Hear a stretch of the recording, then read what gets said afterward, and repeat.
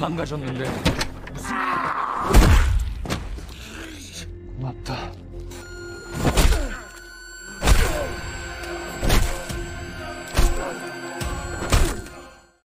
Kisah ini dimulai dengan sidang pengadilan dan putusan hakim. Ada kasus seorang wanita yang dipukuli tanpa ampun hingga tewas oleh seorang preman di depan putranya bernama Kim Ji-young.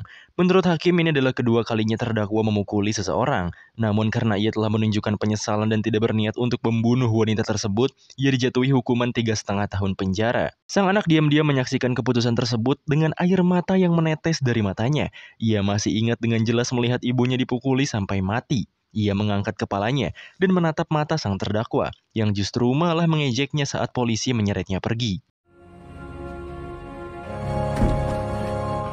12 tahun berlalu, terdakwa yang bernama Choi Sung-so itu ternyata masih saja menjadi seorang berandalan. Ia mengikuti seorang sopir bus dan hampir memukulinya sampai mati karena melaporkannya ke polisi di masa lalu. Para penumpang menyaksikan dengan kaget saat ia merusak kamera CCTV dan turun dari bus.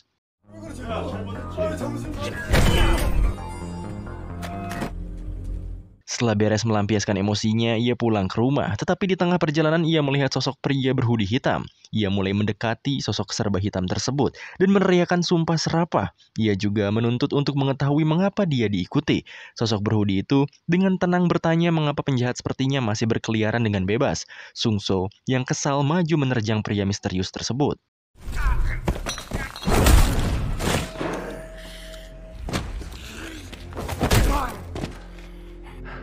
Namun Sung-so tak dapat memberi perlawanan berarti dan berakhir babak belur. Cahaya menyoroti sosok berhoodie itu saat ia memukuli Sung-so, dan kita mengetahui bahwa ia adalah Ji-young, putra dari wanita yang dipukuli hingga tewas 12 tahun yang lalu. Ji-young mengucapkan terima kasih karena pria yang membunuh ibunya masih tetap jahat.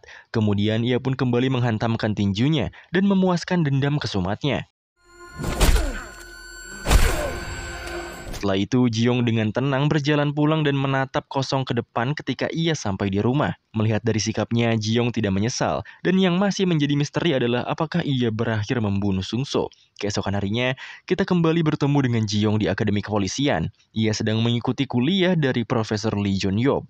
Ji-young tampaknya merupakan seorang murid yang teladan. Selain dari bidang akademik, terlihat bahwa Ji-young juga merupakan petarung yang ulung dan bahkan dianggap sudah bisa bertugas di lapangan menurut master bela diri yang melatih akademi mereka. Setelah itu, Ji-young dekat dengan dua orang temannya, salah satunya bernama Min Sun-wook. Di akhir pekan, mereka pulang ke rumah dan keduanya mencoba merekrut Ji-young untuk pergi clubbing bersama mereka.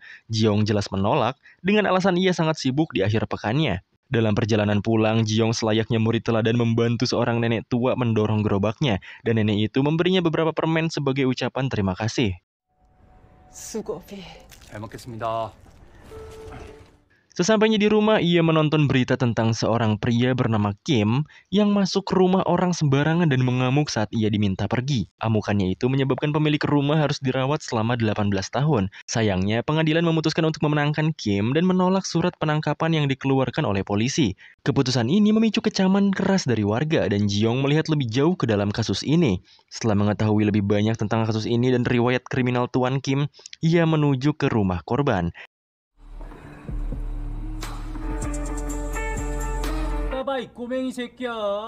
Ia menemukan Tuan Kim dan kaki tangannya yang sedang mengancam pemilik rumah karena telah melaporkannya. Mereka membuka jendela rumah korban dan mengencingi mereka di sana. Melihat hal ini membuat Ji-young marah dan ia memukuli kedua orang itu hingga babak belur.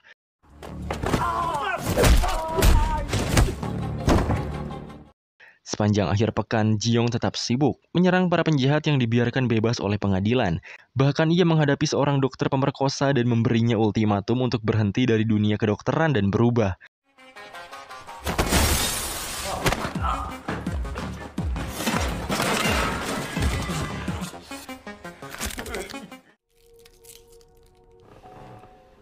Sementara itu, Choi Mir-yo, seorang reporter siaran di salah satu penyiar berita terkenal yaitu Repo 25H, meminta atasannya untuk menyelidiki beberapa statistik kejahatan dengan kekerasan yang menarik. Mir-yo memperhatikan bahwa tampaknya ada seseorang yang main hakim sendiri dan menyerang penjahat yang lolos dari hukuman karena putusan pengadilan yang tidak masuk akal. Ia meminta untuk mengikuti kasus ini dan membuat cerita tentangnya. Pada awalnya bosnya ragu-ragu, tetapi Mir-yo mengancam akan membawa berita ini ke stasiun penyiaran lain.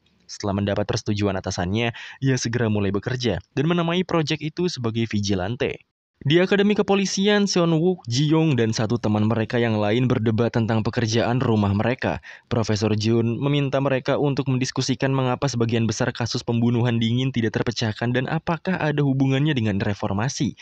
Ji-young berpendapat bahwa para penjahat akan melakukan kejahatan, tetapi bukan tugas polisi untuk membalasnya, bahkan setelah pengadilan memberikan keputusan yang tidak masuk akal. Mereka terkejut karena Ji-young tidak berpihak pada para korban. Kemudian ketiganya makan siang dan menonton berita tentang Tuan Kim yang dipukuli oleh orang yang main hakim sendiri. Tuan Kim meminta bantuan polisi untuk menemukan orang yang memukulinya. Tetapi korban berterima kasih kepada orang misterius yang main hakim sendiri tersebut karena telah membantunya. Seon-wook mengatakan bahwa dia senang dengan tindakan main hakim sendiri karena ia adalah pahlawan di balik bayangan. Ji-young tidak berkata apa-apa dan mencoba menyembunyikan tangannya karena ia mengalami memar saat memukuli Kim. Namun, ia masih terus memantau berita rangkaian kasus yang kini dinamai dengan vigilante. Bicara tentang berita, kisah vigilante mulai menciptakan gebrakan untuk saluran siaran televisi. Dan mereka memutuskan untuk melipat gandakannya. Miryo pun turut semangat. Ia telah menyadari bahwa vigilante bekerja di akhir pekan dan berharap akan ada sesuatu yang menarik terjadi lagi di minggu ini.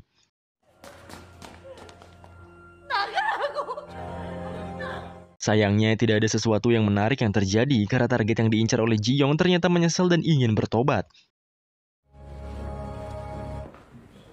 Miryo meyakinkan atasannya untuk mengangkat kembali berita tentang kasus lama yang dikenal sebagai kasus Siun.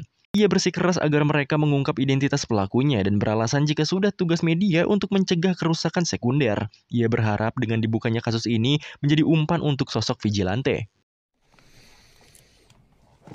Kembali menyoroti Ji-young, ia yang tengah belajar mendapati notifikasi kalau siaran Repo 25H tengah mulai. Mereka memberikan deskripsi seorang pria bernama Jong yang menyerang seorang siswi bernama Sion di taman dan memperkosanya. Ia kemudian mengaku gila sementara dan hanya dijatuhi hukuman 7 tahun saja. Sementara korban menderita stigma dan depresi berat akibat kasus tersebut dan bahkan dipaksa untuk mengganti namanya.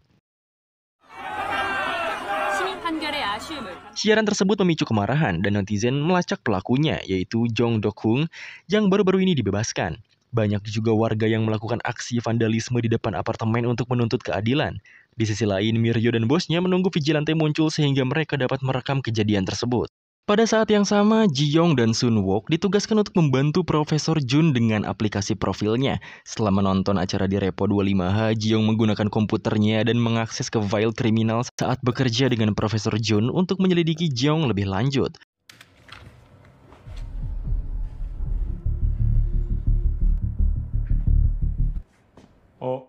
Profesor Jun datang tiba-tiba. Ji-young refleks cepat kilat mengganti aplikasinya. Tampaknya Profesor Jun tidak menyadari niat Ji-young dan menganggapnya hanya bekerja keras. Di sisi lain kita melihat Jong menyelinap keluar dari apartemennya pada larut malam dan Miryo yang terus berjaga di dalam mobil diam-diam mengikutinya.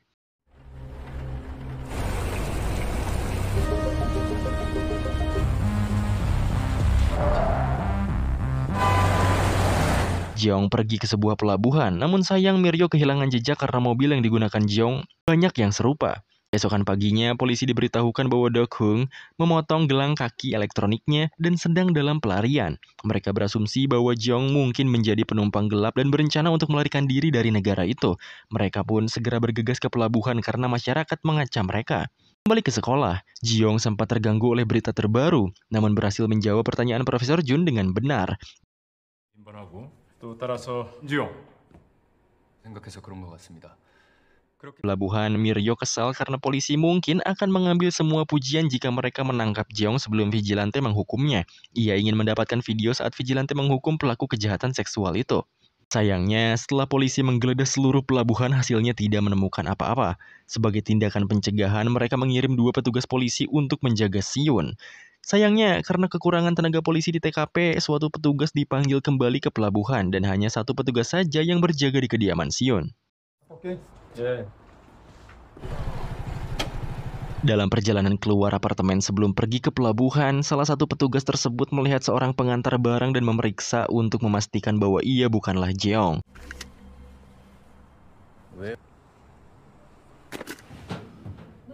Setelah memastikan, ia pun pergi dan meninggalkan rekannya. Namun ternyata, Jeong bersembunyi di dalam gedung dan menyerang kurir tersebut. Miryo yang menyadari rute keberangkatan Jeong mulai menyadari sesuatu. Ia pun lekas memberitahu rekan-rekannya untuk bergegas ke rumah Sion. Sementara itu, para polisi yang penasaran memutuskan untuk mengikuti mereka. Jeong mengambil helm kurir tadi untuk menyamar dan mendekati rumah Sion. Salah satu petugas yang berjaga hampir saja tertipu. Namun untungnya dengan insting seorang polisinya, ia dapat dengan cepat menetralisir hunusan pisau yang dilontarkan oleh Jeong.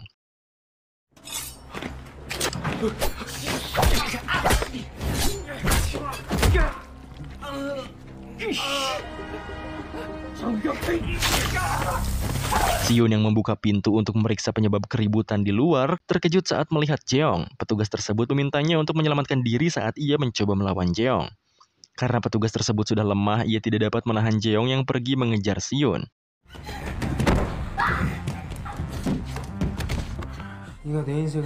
Jeong mengejarnya dan berhasil memojokkan Sion. Jeong hendak menusuk Sion, namun tiba-tiba Jeong tiba dan melayangkan tendangannya.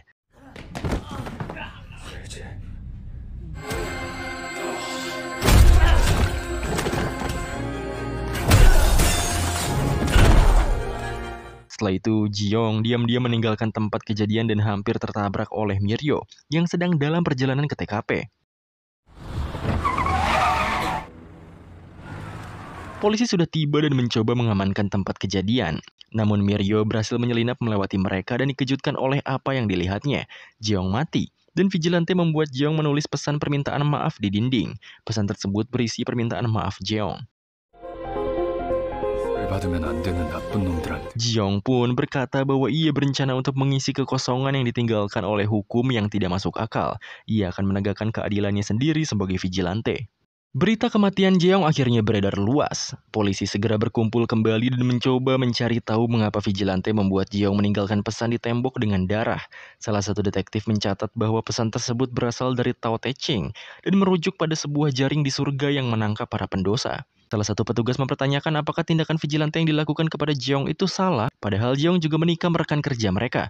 Meskipun demikian, pelaku vigilante masih dicari karena pembunuhan, dan sudah menjadi tugas polisi untuk menemukannya. Mereka mengadakan rapat singkat dan saling memberi kabar terbaru tentang kasus ini. Berdasarkan hasil olah TKP, mereka berpendapat bahwa pelaku vigilante telah merencanakan pembunuhan tersebut dan tidak meninggalkan bukti. Mereka juga percaya bahwa ia tidak berniat untuk menyembunyikan kejadian itu dan meninggalkan pesan untuk dilihat semua orang. Selain kurangnya petunjuk, polisi juga menemukan diri mereka berada di sisi buruk publik. Masyarakat merasa bahwa vigilante melakukan pekerjaan yang lebih baik dibandingkan para polisi. Bahkan lebih buruk lagi, Repo 25H menyiarkan foto-foto TKP yang seharusnya dirahasiakan. Saat keadaan menjadi semakin buruk, Profesor Jun dipanggil untuk membantu polisi menangani kasus ini. Sementara itu, Seon Wook serta Jeong dimintai untuk melanjutkan pengembangan aplikasi profil tanpanya. 현장에 시스템? 피해자를 태가 안직 같은데요. Seon Wook mencoba untuk memberikan pendapatnya tentang vigilante, tetapi Profesor Jun memperingatkannya untuk tetap bersikap profesional saja. Profesor Jun juga memberitahu mereka untuk mengerjakan aplikasinya di ruangan ini dan tidak boleh membawa datanya keluar.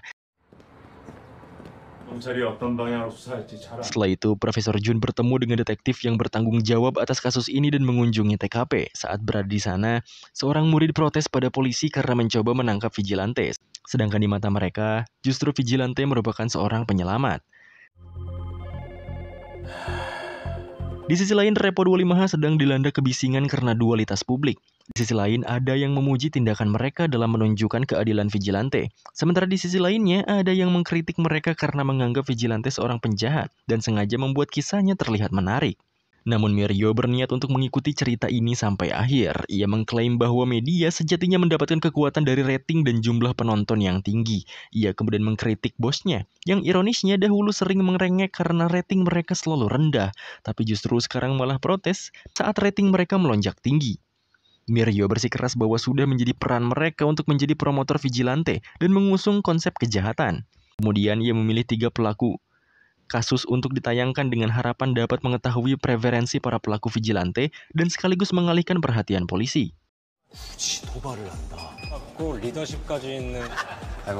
Sementara itu, di Akademi Kepolisian, Jeong dan teman-temannya berbicara tentang vigilante. Mereka bercanda bahwa ia narsis dan sombong. Tapi mereka juga berkata kalau vigilante sepertinya berpendidikan tinggi dan menunjukkan kualitas kepemimpinan seperti Jeong. Saat mereka mengobrol, Repo 25H menayangkan acara terbaru mereka yang mengangkat tentang 3 pelaku kejahatan yang berbeda. Satu tentang penipuan, satu lagi tentang perampokan, dan yang terakhir adalah tentang pembunuhan keluarga. Pembunuhan keluarga tersebut sangat menarik perhatian Jiong. Kedua teman Jiong berpikir bahwa Repo 25H mencoba memberi daftar target kepada si vigilante. Malam harinya, Jiong menyelinap keluar kamar dan pergi ke kantor Profesor Jun untuk melakukan penelitian lagi.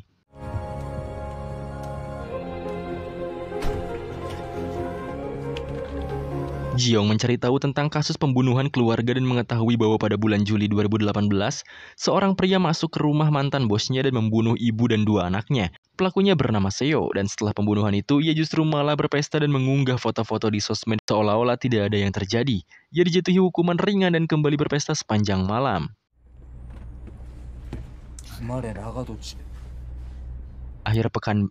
Akhir pekan berikutnya, Jiong setuju untuk ikut bersama teman-temannya ke klub yang sering dikunjungi rekannya itu. Ia berpura-pura ikut party, padahal tujuan utamanya adalah Seo.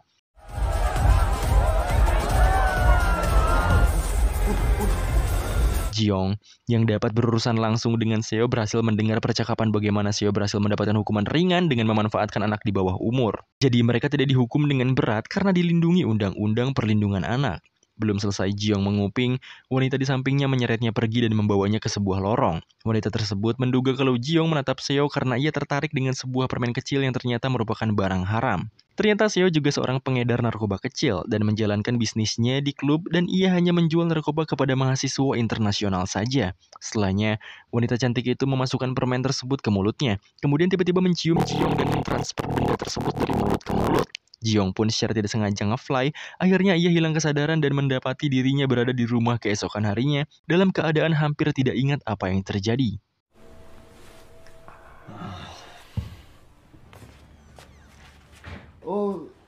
Seperti biasa, ia kembali ke akademi polisi setelah akhir pekan. Hal ini membuat Repo 25H cemas karena vigilante gagal menghukum para pelaku yang mereka liput dalam berita mereka. Tapi Jiong terus meneliti lebih lanjut tentang Seo dan para korban. Akhir pekan berikutnya, ia mengikuti Seo dan mempelajari jadwalnya serta di mana Seo diam-diam menyimpan uangnya.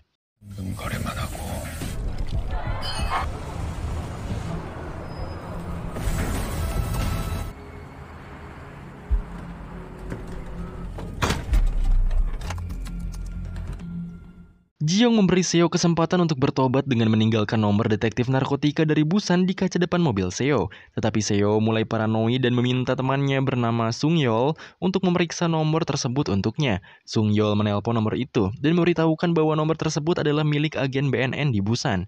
Seo bingung dan memerintahkan Sung Yeol untuk tetap waspada. Kemudian Seo tetap melanjutkan transaksi narkotikanya seperti biasa, tetapi ia terus dibayang-bayangi oleh orang yang secara rahasia mengawasinya. Beralih ke klub, Seo dihampiri oleh wanita yang sebelumnya mencium Jiong dan dimintai barangnya, tetapi kemudian polisi tiba-tiba muncul di klub. Tentu saja hal itu membuat Seo yang paranoid semakin panik hingga melarikan diri dari tempat kejadian.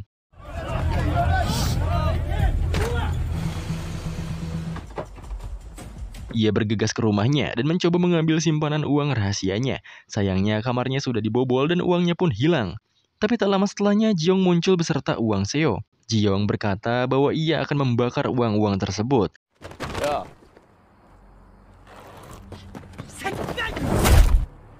네가 죽였다.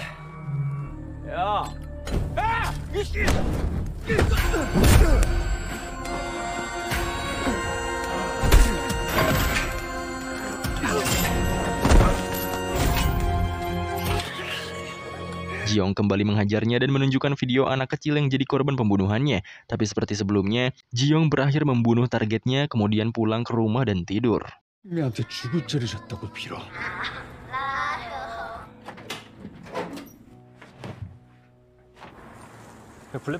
Keesokan paginya, polisi dipanggil ke tempat kejadian dan dengan cepat bergerak untuk mengamankan lokasi. Kepala polisi pun mengadakan siaran pers, meyakinkan publik bahwa mereka tidak akan memaafkan kejahatan dengan kekerasan dan akan melakukan investigasi terhadap tindakan vigilante. Namun sebagian besar masyarakat mendukung tindakan vigilante dan menentang penyelidikan tersebut. Pada saat yang sama, media mengadakan acara yang berbeda yang membahas moralitas vigilante. Bahkan para reporter pun memiliki perasaan yang campur aduk mengenai masalah vigilante. Sementara itu, Jiong menonton berita dan mendengarkan kedua sisi argumen.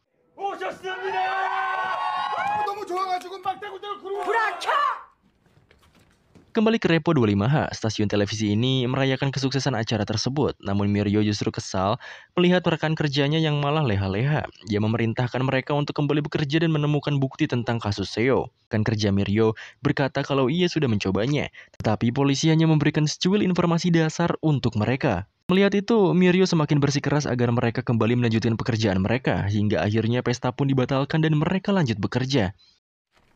교감! 그리고 손에 기자랑 촬영팀은 나 따라오고. Setelah itu, media melaporkan bahwa tingkat kejahatan mulai menurun dan kali ini polisi mengambil langkah yang berbeda. Mereka menggabungkan tim investigasi saat ini dengan polisi unit regional yang katanya memiliki seorang ketua tim yang seperti monster. Ia adalah Cho Hyun, seorang polisi dengan badan besar dan muka garang seperti Don Lee. Saat ini kita mengikutinya yang tengah menemui Song Yeol alias teman Seo sebelumnya. Cho Hyun memintanya untuk melaporkan tentang seseorang yang mencurigakan di sekitar Seo baru-baru ini. 진짜 이번 달 안에 꼭 갚겠습니다. 시발 짭새 새끼야.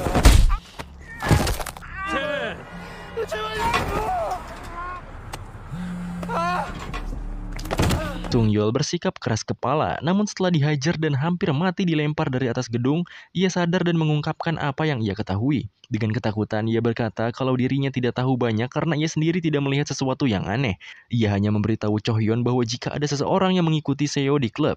Pada akhirnya, Cho Hyun melempar kembali Sung Yeol ke atas atap dengan kekuatannya yang luar biasa. Kemudian Cho Hyun menerima telepon dan mengatakan bahwa ia akan menyelesaikan kasus ini dengan cepat dan membantu orang-orang melupakan tindakan vigilante. 걱정하지 마십시오. 증거 나오고 장담하죠. Di sisi lain, Mirio mengunjungi kembali TKP Seo, sementara Ji-young sedang berlatih tinju. 저는 사람들 이렇게 만듭니다. Dengan viralnya berita mengenai sosok pahlawan di balik bayangan yang dijuluki dengan vigilante, banyak orang yang pro dengan aksi vigilante memutuskan untuk mengambil tindakan main hakim sendiri setelah terinspirasi oleh pahlawan itu. Mereka turun ke jalan di malam hari, memukuli dan bahkan membunuh penjahat yang diloloskan oleh pengadilan. 또 음주운전을 해? 우리가 하는 거니까.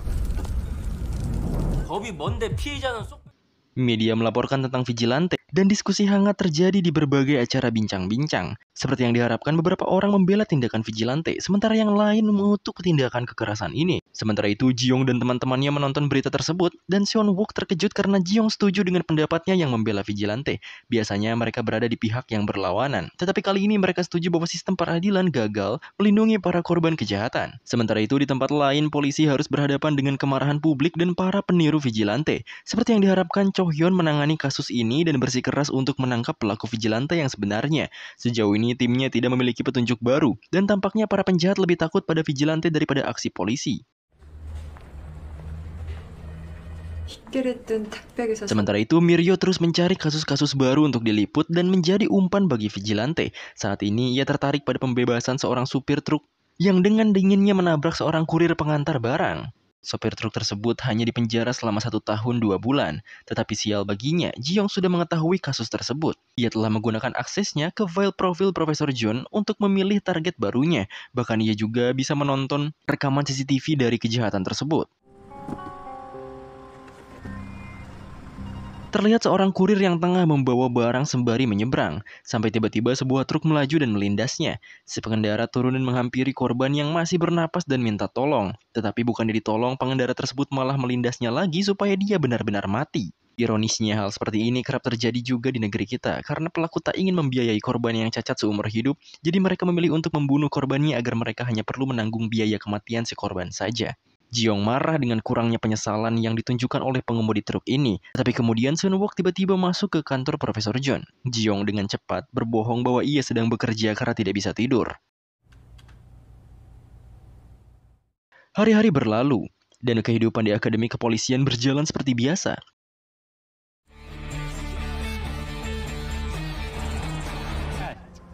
Di akhir pekan, Ji-young membuntuti sopir truk yang baru saja dibebaskan dan mendengar percakapannya dengan ibu korban. Sopir truk itu tidak menyesal dan berpikir bahwa ia telah membayar semua hukumannya. Ia justru menuduh ibu korban yang ingin memerasnya. Ji-young dengan amarah yang hampir meledak tetap menahan diri dan mengikuti sopir truk tersebut.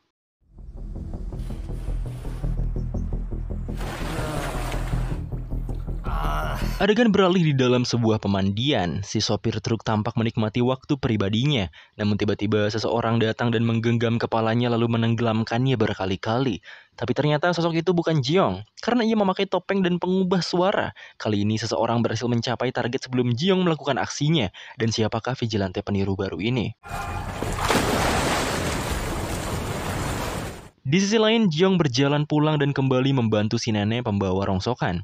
Dan seperti biasa, nenek tersebut memberikan Ji-young permen sebagai hadiahnya.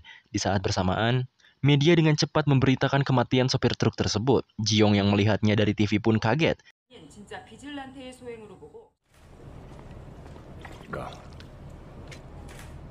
Miryo kesal karena episodenya tentang kasus ini belum ditayangkan, tetapi sudah ada yang membunuh pelakunya duluan. Ia ingin menjadi satu-satunya media yang diandalkan oleh vigilante. Namun stasiun media lain terus melaporkan lebih banyak kasus di mana pengadilan memberikan hukuman ringan kepada para pelakunya. Semua kasus ini menarik perhatian si peniru, dan ia membunuh semua pelaku yang terlibat. 멋있는 로고. 여성을 가차없이 그래서 성폭행을 했어? Kembali menyoroti Ji-young. Ji-young sedang membaca bukunya yang membahas tentang psikologi peniru, dan di situ tertera bahwa peniru biasanya merupakan seseorang yang berada di sekitar kita. Setelah ini, para siswa di akademi sedang ramai karena si vigilante palsu menyiarkan sebuah broadcast. Dalam broadcast tersebut, ia menyatakan bahwa dirinya mengakui vigilante sebagai sebuah kejahatan, namun tidak mau berhenti karena ia melakukan semua ini bukan karena hukum, tapi murni karena empati. Ji-young yang saat itu ikut menonton dengan cepat berkata bahwa vigilante itu palsu karena dalam videonya ia menyebut dirinya sebagai kami, bukan aku. Ini berarti ia mengakui kalau ia tidak bertindak sendiri, sementara Ji-young dari awal selalu melancarkan aksinya sendirian. Sekali lagi, Sun-wook setuju. Pada saat yang sama, polisi juga mencatat bahwa pembunuhan yang terjadi baru-baru ini adalah ulah dari seorang peniru yang sudah mahir. Kapten Eun yakin bahwa pola targetnya berbeda, namun Cho Hyun tidak yakin dengan kesimpulan Kapten Eun. Ia berpikir bahwa vigilante bisa saja termotivasi oleh sorakan dan tepuk tangan para warga sipil, sehingga itu membuatnya ingin melewati batas lebih jauh lagi. 자신의 살인에 사람 내 생각은 다른? 누군가를 도발하는 그런 Namun Profesor Jun berpendapat bahwa peniru tersebut bermaksud untuk menekankan pembenaran atas tindakan vigilante yang sebenarnya sekaligus memprovokasinya. Kembali ke Miryo, ia juga yakin bahwa penirulah yang melakukan pembunuhan baru-baru ini. Ia meminta Chang Hyun untuk menyetujui debat kasus di Repo 25H. Ia berharap dapat menjadikan stasiunnya sebagai satu-satunya penyampai pesan yang menyampaikan keinginan vigilante yang sebenarnya.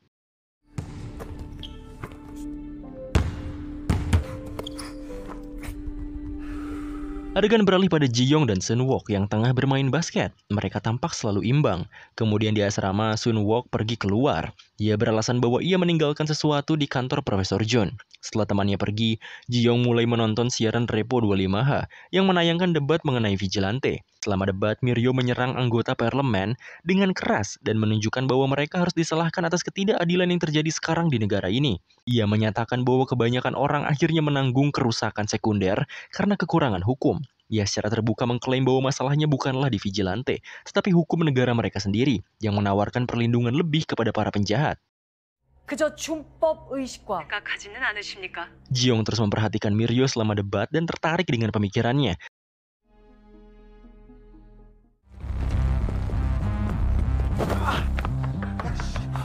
Tak lama kemudian, polisi menangkap salah satu peniru. Namun Cho Hyun kecewa karena pria itu bukanlah yang asli. 그놈이라면 잡혔을 때 저런 표정을 진짜 아 씨발 좀 비켜야 이런 거. Kemudian si nenek yang selalu bersikap baik pada Ji-young dan memberi permen terlibat dalam kecelakaan. Seorang pengemudi yang marah dan memiliki ego yang tinggi dengan sengaja menabraknya dengan mobil karena si nenek yang berjalan lambat. Salah satu orang yang lewat mencoba menolongnya dan menghajar si pelaku.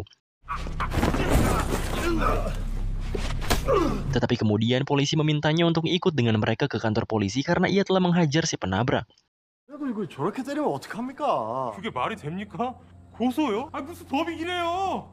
검거된 직후 입원해도 Ji-young marah setelah mendengar berita nenek tersebut yang ternyata tak dapat diselamatkan. Naasnya lagi, ternyata si nenek meninggalkan suaminya yang sedang terbaring sakit di rumah. 이건 아닌 것 같다. Sekali lagi, seluruh situasi ini membuatnya kesal. Begitu akhir pekan tiba, Sun-wook dan Ji-young menolak untuk pergi berpesta dengan Hwang Jun. Ji-young pulang ke rumah dan menyaksikan kakak dari pria yang menabrak wanita tua itu sedang menggedor kediaman si nenek, meminta untuk berdamai dan memberikan kompensasi agar adiknya tidak terjerumus dalam masalah yang lebih besar. 합의 좀 하자고요. 시원하게 2천 드릴 테니까. Hal ini memicu kemarahannya dan ia kemudian menyerang kakak pelaku tersebut. Perlu diingat bahwa kedua bersaudara ini adalah penjahat kelas teri dan anggota geng, dan sang kakak adalah ketuanya. Ia mengurus masalah saat adiknya memulihkan diri di rumah sakit. Sementara itu, Mirio menganggap ini sebagai kesempatan emas mendapatkan klip dari vigilante yang menyerang pelakunya di rumah sakit. Ia dan timnya berencana untuk memonitor semua sisi rumah sakit dan menunggu si vigilante muncul. 타겟이 되기 좋은 놈이었어요. Polisi juga berpikir bahwa ini adalah kesempatan mereka untuk menangkap vigilante yang sebenarnya dan mengamankan rumah sakit. Sekali lagi kita diperlihatkan kekuatan dari Cho Hyun yang dengan mudahnya mengangkat mobil untuk meluruskan posisinya.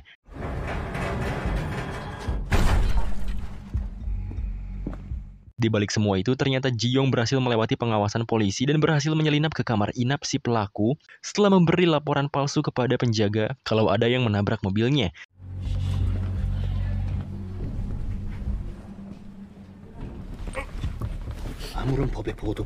Ji-young langsung mengancam dan memperingatkan pembunuh si nenek untuk bertobat dan meminta hukuman maksimal atas kejahatannya. Ia pun meminta agar si pelaku mendiskusikan ini dengan kakaknya supaya tahu apa yang harus ia lakukan selanjutnya. Polisi yang ditipu Ji-young turun ke bawah dan bertemu timnya Cho Hyun. Tapi setelah diperiksa ternyata mobilnya tidak apa-apa. Hal ini membuat tim Cho Hyun panik dan langsung bergegas naik. Sementara itu, Ji-young berhasil keluar dengan menyamar sebagai dokter, dan dalam perjalanan keluar, ia berpapasan dengan Cho Hyun yang mulai curiga padanya.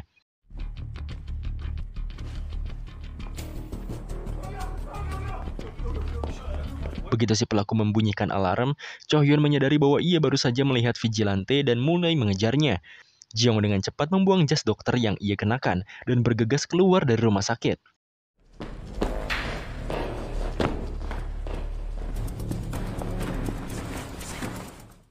Pada saat yang sama, si vigilante palsu ternyata ikut andil dan mengawasi Ji-young sejak awal. Dan saat si Ji-young sudah lepas dari kejaran, tiba-tiba si pelaku tersebut jatuh keluar dari kamarnya dan mendarat di atas mobil, dalam keadaan mati tentunya.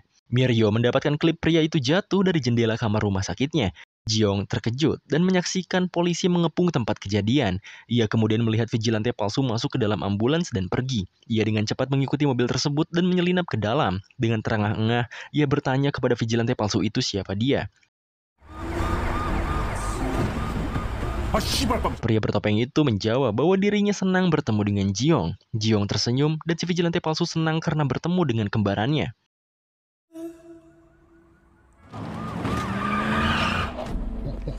Cho Hyun yang sedang di rumah sakit mencoba mencari tahu apa yang terjadi pada pembunuh si nenek Ji-young. Sementara itu, si peniru berkendara ke atap rumah sakit yang terpencil dan memarkirkan ambulannya.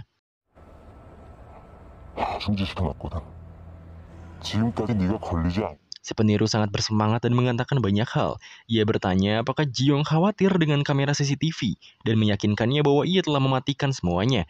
Ia kemudian menjelaskan bahwa dirinya telah membersihkan seluruh jejak Ji-young, memastikan si pelaku vigilante tidak tertangkap. Peniru percaya bahwa keterlibatannya adalah salah satu alasan mengapa polisi belum menangkap Ji-young. Ia menyarankan agar mereka bekerja sama dan memburu mangsa yang lebih besar. Ji-young tersinggung dengan sarannya dan mulai meninjunya. 잠깐만 이거 모르겠어? 네 팬이 안 잡힐 것 같아. 잠깐만에 더 큰 잔해병을 잡으러 가자. Peniru dengan cepat menjelaskan. Ia mengatakan bahwa ia adalah seorang penggemar dan tidak bermaksud jahat. Namun Ji-young merasa pria itu tidak memiliki aturan dan tidak disiplin. Untuk membuktikan maksudnya, ia mempertanyakan mengapa peniru itu membunuh si penabrak nenek-nenek. Ia mengatakan bahwa peniru itu menodai niatnya untuk melakukan apa yang tidak bisa dilakukan oleh hukum.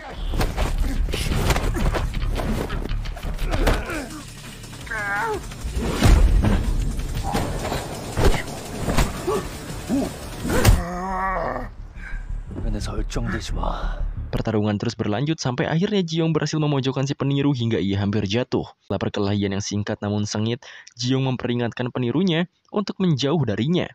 Ia bahkan tidak mau repot-repot melepas topeng pria itu dan membiarkannya tergantung di atap. 천천히.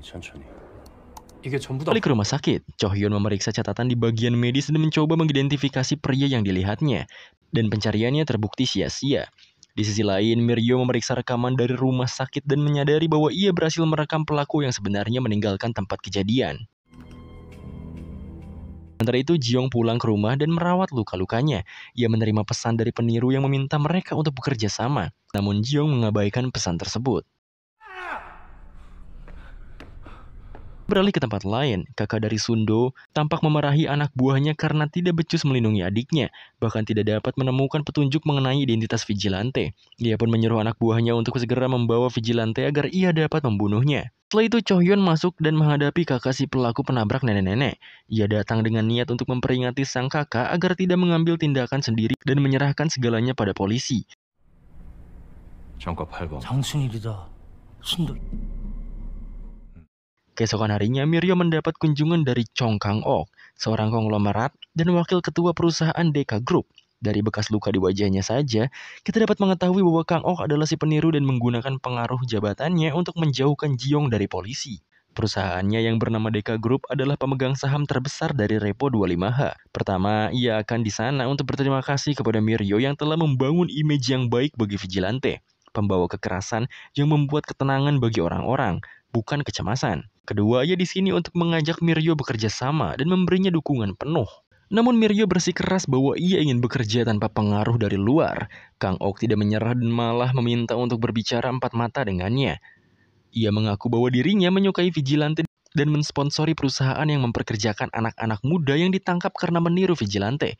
Ia tidak menceritakan motifnya, namun mengatakan bahwa dirinya ingin melindungi vigilante. Ia mengambil USB yang berisi rekaman vigilante dan pergi. Dalam perjalanan keluar, Kang-ok mengatakan bahwa mereka akan segera mengetahui jika mereka berada di pihak yang sama.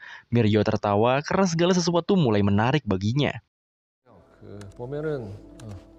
이건 아무나 할 수 있는 일이 아닙니다. Kita berlanjut pada para polisi yang tengah berusaha keras untuk mencari tahu apa yang terjadi di rumah sakit.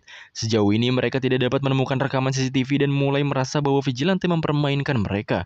Cho Hyun mulai mencari tahu kemungkinan bahwa vigilante adalah seorang polisi. Mengingat modus si vigilante, sepertinya ia tahu arah penyelidikan polisi. Tim memutuskan untuk meminta bantuan Profesor Jun untuk mencari tahu lebih lanjut. Cho Hyun menawarkan diri untuk mengunjungi Profesor secara pribadi di Akademi Kepolisian dan mendiskusikan teori baru dengannya. 상대는 거의 안 죽었겠다. 안 되지. Seperti sudah ditakdirkan, ia pergi ke sekolah dan secara kebetulan bertemu dengan Ji-young. Sekarang Cho Hyun adalah seorang detektif berpengalaman, dan dengan insting yang murni, ia langsung mengenali postur tubuh Ji-young yang memang lumayan mencolok. Namun ia tidak serta-merta bertindak berdasarkan firasatnya. Ia bertemu dengan Profesor Jun dan berbicara tentang kemungkinan kalau vigilante adalah anggota kepolisian. Cho Hyun meminta tolong untuk melihat informasi para siswa. Tentu saja Profesor menolaknya. 만약에 말입니다.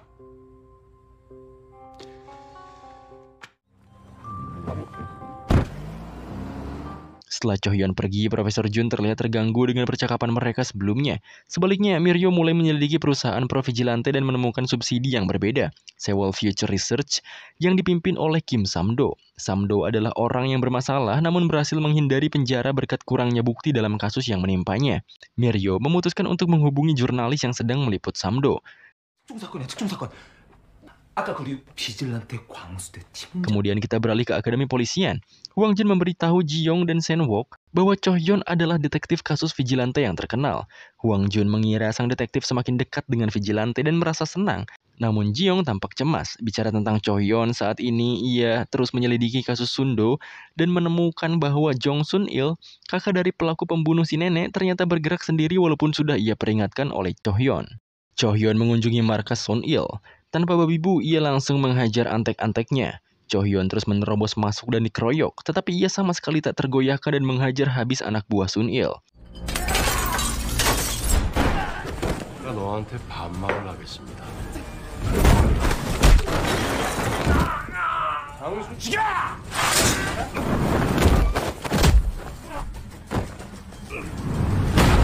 Dan sekali lagi ia menunjukkan kekuatan fisiknya yang luar biasa dengan membuka paksa pagar besi yang melindungi Sun-il.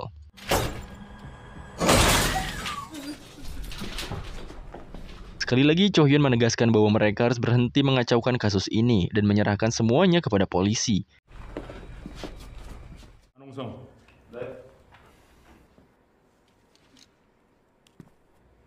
어쩌다 다친 거야? Keesokan harinya, Profesor Jun bertanya kepada Ji-young bagaimana ia bisa melukai wajahnya.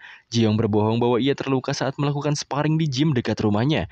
Profesor Jun tidak puas dengan jawaban tersebut. Ia lanjut bertanya, namun Ji-young nampaknya tidak berhasil memberikan alasan yang memuaskan. Hingga akhirnya, seorang staf masuk tiba-tiba. Ia berkata bahwa polisi sedang mencari Ji-young di lantai bawah. Profesor Jun akhirnya menemani Ji-young bertemu dengan polisi itu. Namun bukan mau menangkap Ji-young, ternyata polisi itu membawa seorang wanita yang mengklaim Ji-young telah menyelamatkannya. Menurut wanita tersebut, seorang pria mabuk mengganggunya pada malam hari, dan Ji-young turun tangan untuk menolongnya. Wanita itu mengklaim bahwa Ji-young terluka selama insiden tersebut, dan petugas ada di sana untuk mengambil pernyataan dan membantu mereka menangkap pelakunya. Ji-young dengan cepat menyadari bahwa ini adalah ulah penggemarnya. Si vigilante bertopeng dan ikut berpura-pura dengannya. Ia meminta maaf karena telah berkelahi dengan seorang warga sipil dan masalah ini akan segera diselesaikan. Sementara itu, Sekretaris Kang Ok melaporkan bahwa waktu campur tangannya sangat tepat. Ia memberitahu Kang Ok bahwa Miryo sedang menyelidiki perusahaan Kim Samdo dan bertanya apakah mereka harus mengambil tindakan. Kang Ok menyarankannya untuk membiarkan reporter tersebut, kemudian terungkap bahwa Kang Ok sebelumnya menghubungi Ji-young dan memberi tawaran untuk memberikan alibi. Setelah itu, Ji-young meminta untuk bertemu dengan Kang Ok. Tentu saja, ia langsung kegirangan.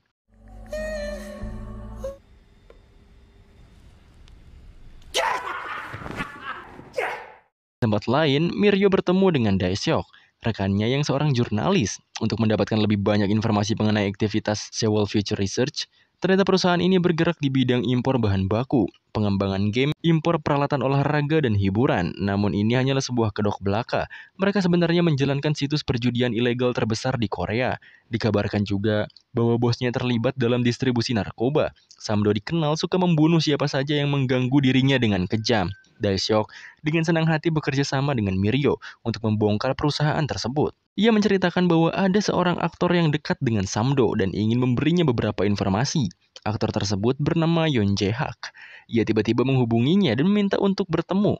Ia juga mengatakan bahwa ia memiliki informasi tentang Seoul.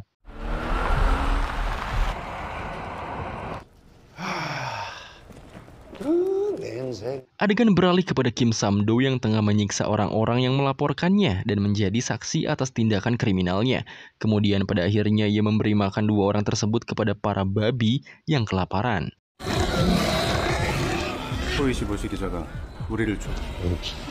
Ia juga diberitahu tentang penyelidikan Miryo terhadap dirinya. Keesokan harinya, Miryo dan Moon Dae-seok mengunjungi kediaman aktor yang hendak menjadi saksi. Mereka khawatir karena ia tidak mengangkat teleponnya dan memutuskan untuk masuk ke dalam rumahnya. Namun naasnya, mereka menemukan sang aktor dalam keadaan tergantung di atap rumahnya.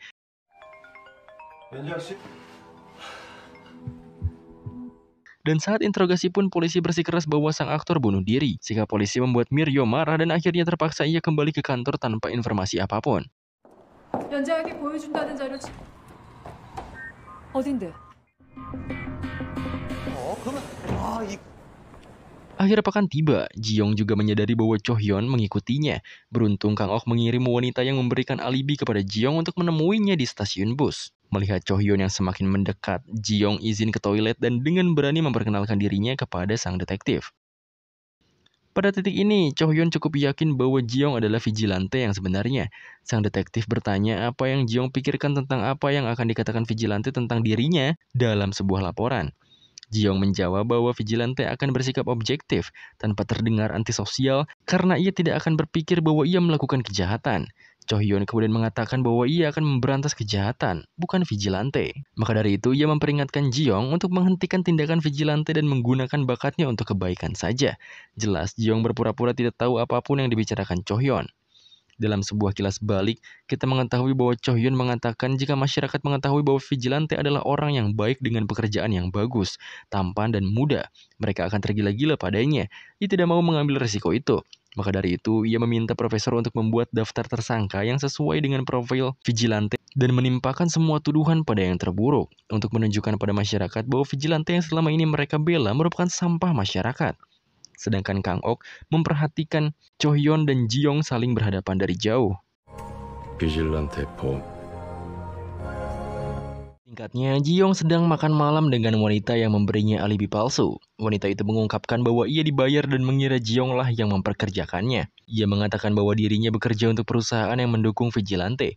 Ji-yong dengan cepat menyadari bahwa ini adalah pekerjaan Kang Ok dan meminta izin untuk menelpon pria itu. Kang Ok penasaran dengan apa yang dibicarakan Ji-yong dan Cho-hyun saat mereka bertemu. Ji-yong menjelaskan bahwa Cho-hyun telah mengetahui rahasianya. Segera, Kang Ok merasa khawatir jika ini bisa jadi akhir dari vigilante. Tetapi Ji-yong mengatakan bahwa ia akan terus bergerak. Ia merasa lucu karena Kang Ok mengira Ji-yong berencana untuk membunuh dirinya dan Cho-hyun nantinya. Meskipun begitu, ia meminta Kang Ok untuk mengkloning ponsel Cho-hyun dan mengungkapkan bahwa ia tahu bahwa Kang Ok juga mengkloning ponselnya.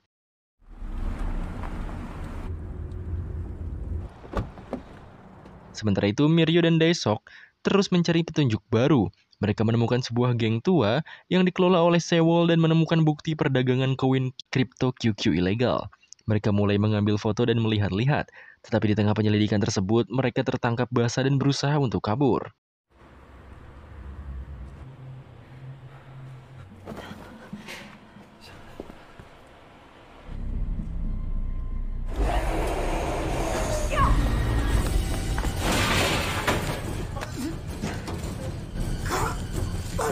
Sayangnya, Dae-sok harus mengorbankan nyawanya untuk memberi Miryo kesempatan melarikan diri dan mencari bantuan.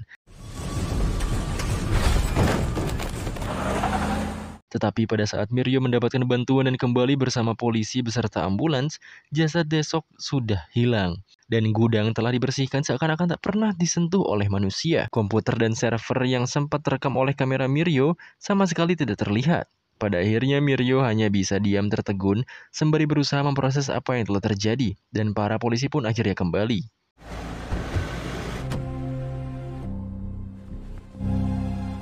Kita beralih kepada Cho-hyun yang sedang workout. Ia mendapat telepon dari Kepala Inspektur Jenderal Eom-jae. Ia menanyakan perkembangan kasus vigilante. Cho-hyun meminta atasannya untuk lebih percaya padanya dan memberinya lebih banyak waktu untuk menyelesaikan kasus ini. Namun tampaknya atasannya itu hampir kehilangan kesabaran karena masa perombakan jabatannya sudah dekat. Kembali ke Akademi Kepolisian, Ji-yong menyibukkan diri dengan sekolah. Teman-temannya penasaran dengan kencan akhir pekannya, namun ia tetap bungkam. Lalu kemudian, Kang Ok mengirim pesan kepadanya, memberitahukan lokasi untuk menemukan ponsel kloningan Cho-hyun. Di sisi lain, Kang Ok menyibukkan diri dengan berlatih tinju. Ia merasa bahwa latihannya saat ini kurang intens dan meminta pelatihnya untuk lebih agresif di sesi berikutnya. Beralih pada Ji-yong. Ia mengangkat telepon dan dapat melihat apa yang sedang dilakukan Cho-hyun di teleponnya, berkat kloningan yang diberikan oleh Kang Ok. Sementara itu, Repo 25H membuat cerita tentang kematian aktor Jae-hak yang disangka bunuh diri. Mereka menghubungkannya dengan kasus Kim Sam-do. Mereka juga mempertanyakan mengapa orang yang hendak bersaksi malah bunuh diri. Mereka juga memasukkan rekaman pengalaman mematikan Dae-sok dan juga Miryo di gudang kemarin. Tentu saja kepala Jae-hyuk alias Fall dan juga Sam-do tidak senang dengan hal ini. Namun siaran ini menarik perhatian Ji-yong, Cho-hyun dan petugas polisi lainnya. Para petugas khawatir akan citra pemimpin mereka yang tercemar dan berharap hal itu tidak benar. 회장님. 하지만 우리는 이 추측을 어떤 외압과 Karena berita yang mengejutkan ini, Direktur Repo 25H marah dan meminta Chang Hyun untuk mengurus Miryo. 야, 최명하고 그따위로 설치다가 문기다까지 죽은 거야? 기업에 Seperti yang sudah diduga, Miryo tidak mau mundur. Ia menuduh Chang Hyun telah menerima suap dan bertanya dari mana ia memiliki hak untuk mempertanyakan etikanya. Adegan pun berganti, menunjukkan seseorang yang tengah membakar jasad Dae-sok di sebuah pelabuhan.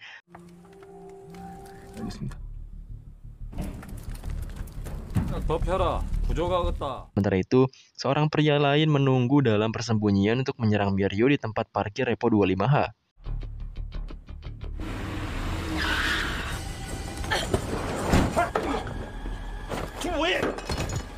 Untungnya, Cho-hyun tiba tepat waktu untuk menyelamatkannya dan menangkap pria itu. Dia memperingatkan Miryo untuk berhenti memberi makan lebih banyak target kepada vigilante. Ia menunjukkan bahwa Miryo juga menjadikan dirinya sebagai target dan mungkin akan segera dibunuh. Namun, jurnalis kita yang pemberani dan gigih ini tidak terganggu oleh ancaman terhadap nyawanya. Ia juga bertanya mengapa Cho Hyun memilih untuk tidak menangkap vigilante, dan apakah ia sadar bahwa mereka membutuhkan acaranya untuk menemukannya. Cho Hyun bersikeras mengatakan bahwa vigilante akan segera ditemukan dan menuntutnya untuk mundur. 왜 채밀여 죽... 이거 빨리 풀어 이 개새끼! 최근 반년간 만난 모든 사람들 Kemudian Cho Hyun menanyai si pelaku penyerangan yang bersikap sok keras. Namun setelah beberapa kali dihajar, pelaku itu menyerah dan memberikan Cho Hyun informasi tentang anggota gengnya. Pada akhirnya terungkap bahwa seseorang bernama Tuan Bang yang membunuh Daesok sekaligus pemimpin mereka. Ia adalah salah satu antek Samdo dan membantunya menjalankan bisnis ilegal. Tuan Bang bekerja sama dengan pembunuh bayaran lainnya untuk membersihkan masalah Samdo. Cho Hyun memutuskan untuk mengunjungi markas yang terakhir dikunjungi oleh si pelaku di sampingnya. Si pelaku sempat ragu dan menyarankan Cho Hyun untuk membawa lebih banyak personil, tetapi Cho Hyun tidak menggubrisnya. 사람을 짜서 죽인다고 했고 네가 가장 최근에 갔던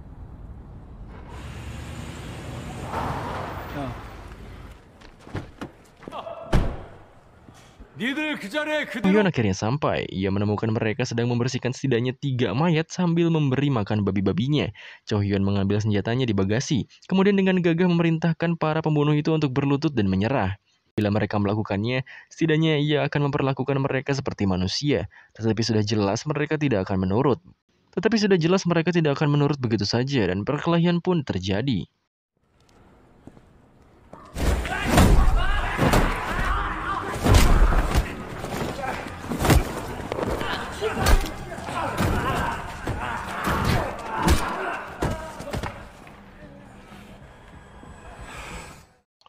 Cho Hyun dengan perisai dan senjatanya menghabisi semua anggota geng yang ada. Sayangnya Tuan Bang dan rekan-rekan dekatnya tidak berada di tempat. Polisi segera tiba dan menemukan Cho Hyun yang sedang duduk santai di sofa yang kemarin diolesi kotoran babi oleh Samdo.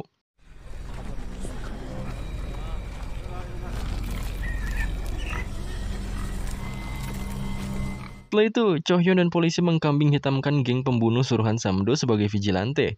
Media melaporkan bahwa beberapa anggota geng vigilante telah tertangkap di pabrik pembunuhan mereka. Menurut polisi, mereka menemukan DNA para korban vigilante di pabrik tersebut.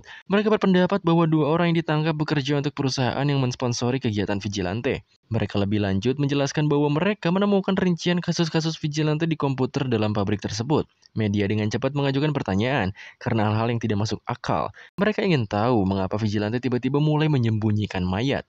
Polisi berjanji untuk menyelidikinya lebih lanjut. Mencatat bahwa para tersangka membentuk organisasi vigilante dan dapat memilih untuk menyembunyikan atau menunjukkan mayat sesuai dengan keputusan masing-masing anggota. Pers bukanlah satu-satunya yang tidak percaya dengan cerita ini. Kang Ok dan Miryo sudah pasti menganggapnya tidak masuk akal.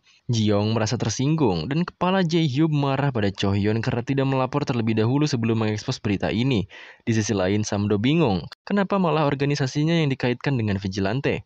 Ia bertanya-tanya apakah kepala Jae-hyub sedang membersihkan kekacauannya karena pemilihan umum semakin dekat.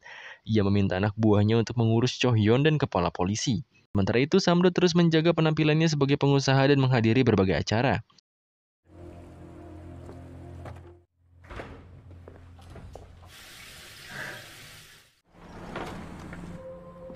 Marah dengan langkah terbaru Cho Hyun, Ji-young terus mengawasi geng Samdo dan membuntuti salah satu petingginya.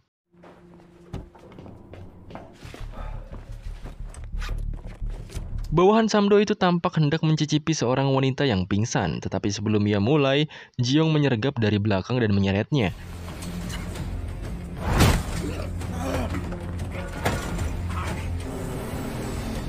Ji-young menghajar pria itu dengan brutal, kemudian menyuruhnya untuk membuka brankas dan mencuri buku besar yang berisi daftar semua perdagangan ilegal geng Samdo. Sementara itu, di tempat lain, Miryo tengah dimarahi oleh Direktur Repo 25H atas tindakannya. Sang direktur pun menolak untuk mendengar alasan Miryo dan memutuskan untuk memecatnya. Tapi tak lama kemudian, salah satu pegawai masuk dan memberitahu mereka untuk melihat siaran TV. Media memberitakan tentang pembunuhan seorang pengguna narkoba yang suka memperkosa wanita. Dan ternyata kali ini, Ji-young meninggalkan pesan kedua di dinding untuk membuktikan bahwa vigilante yang asli masih ada. Miryok yang baru saja dipecat senang dan bersorak. Kang Ok juga senang dengan langkah kuat partnernya dan dukungannya. Setelah mendengar bahwa salah satu anak buahnya telah dibunuh oleh vigilante dan buku besarnya telah hilang, Samdo memerintahkan anak buahnya untuk menghentikan segala aktivitas mereka dan membawa uang mereka kepadanya. Di sisi lain kota, Cho Hyun melacak Ji-young dan menemukannya setelah pembunuhan yang baru saja terjadi. Ji-young masih dengan penampilan khasnya sembari melihat Cho Hyun di belakangnya. Ia langsung mencoba melarikan diri. Cho Hyun mungkin terlihat besar, tapi ternyata ia bisa berlari dengan cepat.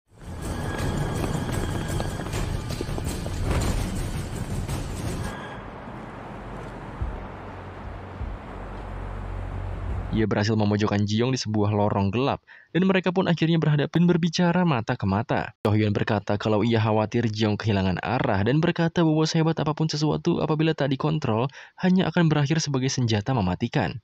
Ia meminta Ji-young untuk ikut bersamanya, berjanji untuk membantunya menyempurnakan bakatnya dan menggunakannya untuk kebaikan yang lebih besar. Ji-young bertanya apakah Cho Hyun pernah merasakan sakitnya menjadi orang lemah dan mengalami ketidakadilan ketika hukum lebih melindungi para penjahat melainkan korban. Ia ingin Cho Hyun mengerti mengapa ia melakukan apa yang ia lakukan. Cho Hyun berpendapat bahwa masalahnya adalah Ji-young merasa dirinya benar dan tidak mau mengakui bahwa ia perlahan-lahan menjadi seorang monster. Ia bertanya-tanya apakah Ji-young merasa bahwa menjadi seorang vigilante itu menyakitkan atau justru menyenangkan. Pertarungan sengit pun terjadi, dan Ji-young ternyata dihajar hingga babak belur. 그런 인간은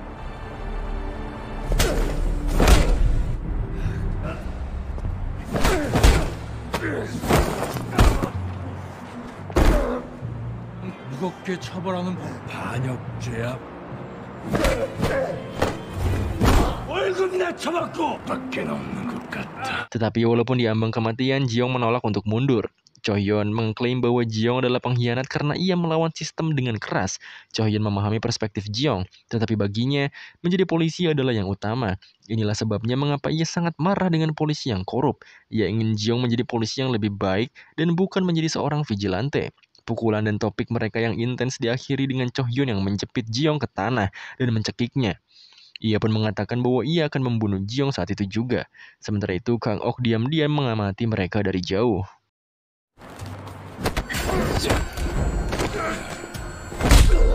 Saat itu Cho Hyun memberinya dua pilihan, mati sebagai vigilante pada saat itu juga atau bergabung dengan pasukan kepolisian dengan bekerja sama dengannya. Sambil berjuang untuk bernapas, Ji-young mengatakan bahwa ia tidak peduli apakah ia hidup atau mati. Ji-young merasa tidak akan rugi dan menjadi vigilante adalah panggilan sejatinya. Ia tidak akan menyerah, dan jika ia harus menjadi iblis untuk menghukum iblis lain, maka ia dengan senang hati akan melakukannya. Ia berjanji untuk mengikuti Cho Hyun hanya jika ia dapat membuktikan bahwa keadilan yang ia percayai benar-benar dapat ditegakkan. Jika tidak, ia akan menunjukkan kepadanya bahwa kegiatan ilegal sekalipun dapat menghancurkan kejahatan yang lebih besar. Setelah itu kita melihat Cho Hyun yang sedang melapor kepada kepala polisi. Ia diminta untuk melakukan serah terima kasus vigilante pada akhir minggu. Polisi terlihat frustasi, mengatakan bahwa penyerahan itu di luar kemampuannya. Cho Hyun menyeringai dan bertanya apakah itu karena Sewol. Tentu saja kepala polisi dengan cepat menyangkalnya dan menduga kalau Cho Hyun ikut percaya terhadap rumor di televisi. Sang kepala menjelaskan bahwa ia akan dimutasi minggu depan dan Cho Hyun harus mengundurkan diri sebagai pemimpin tim setelah serah terima selesai. Cho Hyun setuju, tapi jelas ia punya ide lain. Ia mampir ke tempat di mana ia menahan pria yang menyerang Miryo atau bisa kita sebut si Tawon. Cho Hyun menyandera pria itu untuk mendapatkan informasi tentang geng Samdo. Pria itu tidak tahu apakah kepala polisi yang juga dikenal sebagai Vol terlibat dalam geng tersebut. Ia menjelaskan bahwa satu-satunya yang bisa menjawab adalah Tuan Bang. Namun, untuk menemukan Tuan Bang, Cho Hyun harus menangkap seorang pria bernama si pemeras. Kita beralih ke tempat lain. Kang Ok membawa Ji-young ke rumah sakit dan mengungkapkan kebanggaannya bagaimana Ji-young membela dirinya sendiri. Kang Ok mengatakan pada Ji-young yang sedang tidur bahwa jika Cho Hyun menghalangi mereka lagi, ia bersedia untuk turun tangan dan membunuh Cho Hyun untuk melindungi sang vigilante. Sebelum pergi, Kang Ok mengambil kesempatan ini untuk mengambil selfie bersama Ji-young selayaknya penggemar sejati. Adegan beralih pada siaran Repo 25H yang meminta maaf atas episode terakhir mereka. Mereka pun menyalahkan Miryo karena telah melakukan tuduhan tanpa bukti. Mereka juga mengumumkan bahwa Miryo telah berhenti dan mereka telah mengetahui bahwa tidak ada hubungan antara Sewol dan kematian misterius sang aktor. Ji-young kecewa mendengar apa yang telah terjadi pada jurnalis berambut merah favorit kita. Ia pun memutuskan untuk meminta bantuan Kang Ok agar Miryo tetap bisa bekerja. Kang Ok dengan senang hati menerima permintaan Ji-young. Ia langsung memberi Miryo sebuah kantor yang lengkap untuk menyiarkan acara online-nya. Kang Ok meyakinkan Miryo bahwa mereka berada di tim yang sama. Namun Miryo masih penasaran dengan hubungan Kang Ok dengan Samdo. Kang Ok mengatakan bahwa ia juga ingin menemukan dan mendukung Vigilante. Kemudian Miryo menceritakan rencananya untuk mengekspos Samdo dan mengatur panggung untuk Vigilante. Tujuannya adalah untuk memberikan kepuasan kepada publik tentang bagaimana akhir dari cerita ini. 시청자 여러분 안녕하십니까? 에서는 과감하고 들리시겠지만 만약 제가 죽는다면 Miryo memulai siaran video pertamanya dengan mengumumkan panggung barunya dengan nama V-News. Ia menjelaskan bahwa dirinya masih mencari Samdo dan meyakinkan pemirsa bahwa ia tidak akan pernah bunuh diri. Jika ia akhirnya mati, itu berarti ia telah dibunuh. Miryo berpendapat mengenai Vigilante. Ia menyebutnya sebagai orang yang memperjuangkan keadilan dan mengungkapkan keinginannya untuk bergabung dalam perjuangan tersebut. Ia juga berkata bahwa semua orang yang memperjuangkan keadilan sejatinya adalah Vigilante. Seperti yang diharapkan, kembalinya Miryo memicu alarm dalam aliansi kecil Samdo dan kepala polisi kita yang korup. Sementara itu, Chohyun menemukan si pemeras dan membawanya kembali ke tempat rahasia di mana ia mengurung si Tawon. Ia menjelaskan bahwa dirinya hanya membutuhkan satu informan. Ia pun menyuruh si Tawon untuk membunuh si pemeras. 그따위 공간에 넘어갈 땅볼 그만! Si Tawon dengan payahnya gagal membunuh si pemeras, dan pada akhirnya mereka berdua berusaha menyenangkan Chohyun demi kelangsungan hidup mereka. Karena Chohyun sibuk menangani bisnis rahasianya, ia melewatkan serah terima jabatan dan kasusnya. Hal ini membuat petugas yang menjadi penggantinya kecewa. Tim yang diketuai Chohyun pun akhirnya dibubarkan.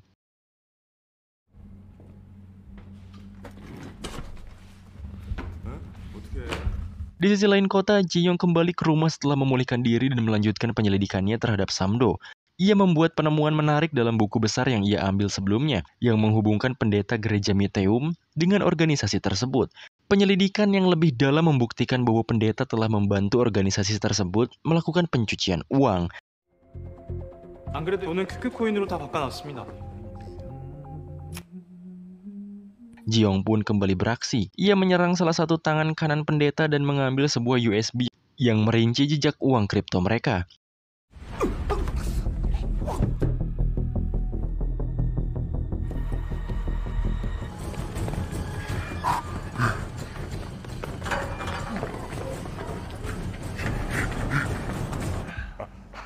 Beberapa saat kemudian, Ji-young melihat si vigilante palsu sedang mengawasinya dari jendela. Ji-young sontak langsung mengejarnya.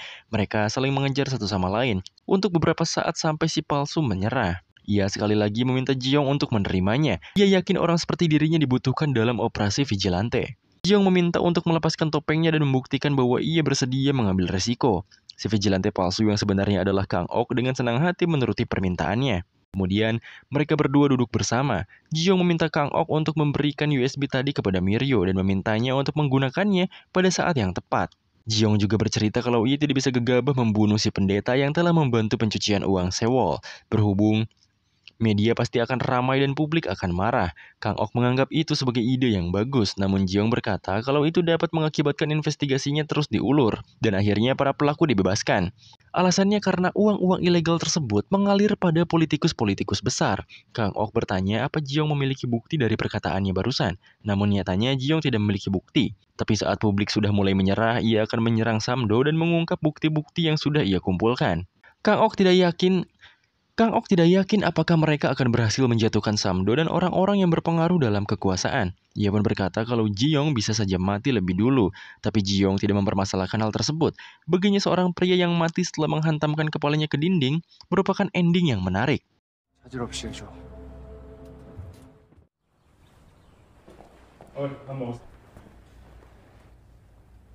Keesokan harinya, Profesor Jun terkejut mendapati Nam Yong-il berada di kantornya. Yong-il adalah ketua tim baru untuk kasus vigilante. Ia penasaran dengan percakapan terakhir yang dilakukan Chohyun dan Profesor. Profesor menolak untuk berbicara banyak. Ia pun juga menjawab pertanyaannya dengan singkat. Kemudian Ji-young masuk dan menyela mereka.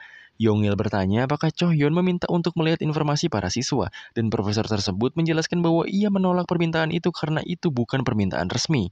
Ji-young dengan penasaran mendengarkan percakapan ini, namun tidak mengatakan apa-apa. Yong-il akhirnya keluar. Kemudian Pak Profesor memberitahu Ji-young bahwa ia tidak lagi membutuhkan bantuannya dengan aplikasi profil. 그동안 수고 많았다. 전체 차렷! Beberapa hari kemudian, Kepala Polisi Jae-hyuk disambut melalui sebuah acara resmi sebagai Kepala Akademi Kepolisian. para siswa merasa ironis karena ia berbicara tentang menjadi seorang perwira polisi yang jujur ketika ia sendiri sedang diselidiki. Adegan berganti pada gereja Miteum yang sedang melaksanakan acara religi. Dan si pendeta saat itu tidak menyadari adanya USB yang hilang. Ia melanjutkan bisnisnya dan mendapatkan dompet kripto untuk diamankan dari anak buahnya. 전도사님, 자료들 어떻게 됐어요? 고생했어.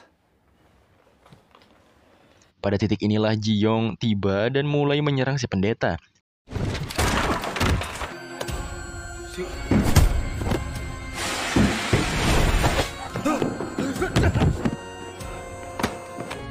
목사를 하나님이 뭐로 반란을 일으키기 원해. Si pendeta memohon agar diampuni, namun Ji-yong tak punya rasa toleransi bagi pemuka agama yang menjual narkoba dan juga lintah darat. Ia pun berkata bahwa ia ingin semua orang lemah di dunia menyaksikan akhir yang suram dari para kriminal dan dapat memberontak untuk melindungi diri mereka sendiri. Berita tentang kematian pendeta tersebut dengan cepat menyebar dan banyak yang mempertanyakan mengapa vigilante mengejar seorang pemuka agama. Polisi sendiri yakin itu adalah ulah para vigilante berkat tulisan di dinding yang menjadi ciri khasnya. Di saat yang sama, kepala polisi dan Samdo mulai gemetar. Samdo berjanji untuk menangani Miryo, Chohyon, dan juga vigilante. Setelah kematian pendeta, Kang Ok mengunjungi Miryo dan memberikan bukti tentang kegiatan kriminal pendeta. Miryo bertanya apakah ia mengetahui identitas sang vigilante, tetapi Kang Ok tidak banyak bicara. Lalu Miryo bersiap untuk menggunakan bukti-bukti tersebut untuk siarannya yang berikutnya. 비질란테는 어떻게 활용할지는 최 기자님이 Pada saat yang sama, Chohyon melanjutkan penyelidikannya. Ia menonton siaran V-News dan menyadari bahwa Miryo dalam bahaya.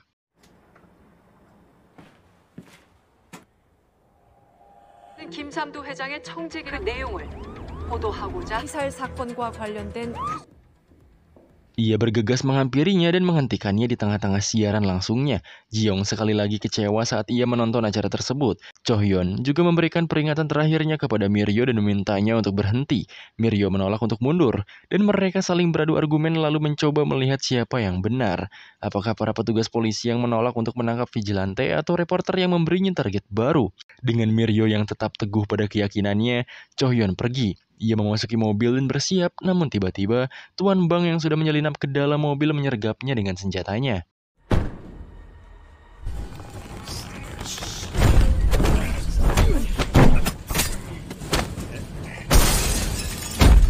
Setelah berhasil mengeluarkan Tuan Bang dari mobil, Chohyon hendak kembali menyerang. Tetapi ternyata Tuan Bang tidaklah sendirian. Meskipun Chohyon memberikan perlawanan yang baik, ia terluka oleh dua pembunuh yang terlatih tersebut. Ditambah ia pun terkena luka tusukan yang cukup fatal dari Tuan Bang.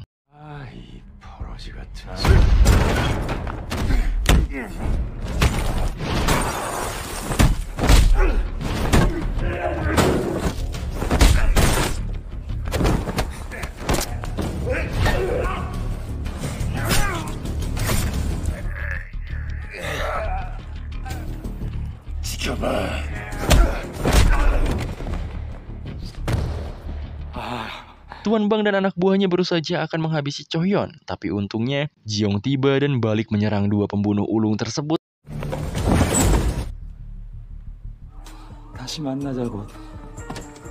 Hingga pada akhirnya kedua orang itu melarikan diri karena mendengar sirine polisi dan berjanji untuk kembali lagi. Setelah itu Chohyon sedikit kehilangan kesadarannya dan Ji-yong berdiri di depannya. Pemberitaan media tentang vigilante yang menyelamatkan Chohyon mulai menyebar. Banyak yang mempertanyakan apakah sang detektif dan vigilante saling mengenal satu sama lain. Miryo dan Kang Ok menonton berita tersebut.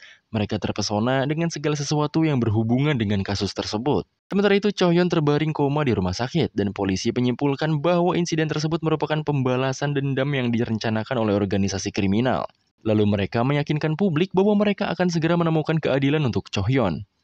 Di sisi lain, Kang Ok menelpon Ji-yong, menanyakan alasannya menyelamatkan sang detektif. Secara teknis, Chohyon adalah musuh bebuyutan mereka. Namun Ji-yong yakin ia dapat mengubah sang detektif menjadi seorang vigilante juga. Hal ini membuat Kang Ok senang dan bangga pada idolanya. Sementara itu, Miryo mampir ke rumah sakit untuk mengunjungi Chohyun, tetapi sayangnya petugas polisi yang sedang berjaga tidak mengizinkannya masuk. Di lain tempat, kepala polisi sedang bertemu. Ia berencana untuk terjun ke dunia politik. Kepala polisi berjanji kepadanya bahwa segalanya sudah terkendali. Kejadian baru-baru ini membuat mereka sedikit gelisah. Sung Chul berjanji untuk segera mengeluarkan kepala polisi dari jabatan rektor dan mempromosikannya ke posisi yang lebih tinggi. Mereka yakin bisa bertahan dalam situasi yang meresahkan ini selama ketua polisi Jae-hyub menanganinya dengan baik. Sementara itu, Samdo menelpon Tuan Bang, menanyakan mengapa Chohyun masih hidup. Namun Tuan Bang tidak menghargai nada bicaranya dan balik mengancamnya. Tampaknya Tuan Bang tengah kesal pada dirinya sendiri karena kekalahan melawan Chohyun dan Vigilante sebelumnya. Kembali berlalu, dua anak buah Samdo tampak sedang memindahkan koin QQ mereka. Tapi kegiatan mereka terinterupsi karena adanya api yang tiba-tiba muncul. Dan tentu saja kita tahu pelaku di balik aksi tersebut, yang tak lain adalah Jeong. Ia menghajar anak buah Samdo, kemudian melarikan diri dengan koin QQ yang tadinya hendak dipindahkan.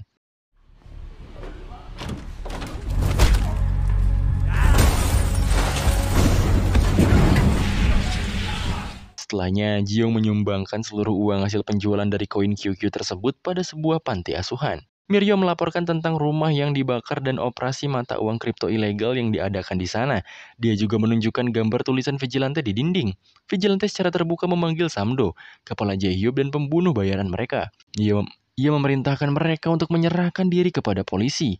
Ini adalah serangan balasan dari Vigilante, dan sumbangan tersebut berulah pucuk dari rencana besarnya.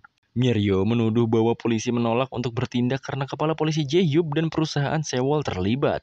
Sedangkan Tuan Bang yang menonton berita donasi semalam marah.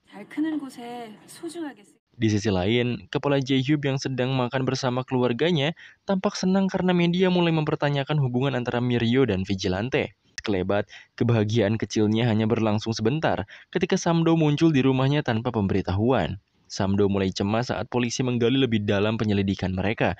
Ia mengetahui siapa orang di balik kepala polisi dan kemana uang anggaran politik dari koin QQ mengalir. Samdo menginginkan kepastian agar saat ia jatuh dirinya masih dapat bertahan hidup. Kepala Jae-hyub menolak untuk menerima permintaan Samdo. Ia meminta Samdo untuk dipenjara selama 6 bulan saja dan berjanji untuk membuatnya terlihat tertangkap melakukan kegiatan bisnis ilegal kecil. Kepala Jae-hyub bersikeras bahwa hanya itu yang bisa ia lakukan. Namun ia memperingatkan Samdo untuk tidak menyebut namanya selama persidangan dan menanggung akibatnya sendirian. Kepala Jae-hyub menyalahkan Samdo karena gagal menangani ancaman dan membiarkan semuanya menjadi terlalu runyam. Samdo pun menahan amarahnya dan meluapkan amarah tersebut pada bawahannya yang tak berdosa.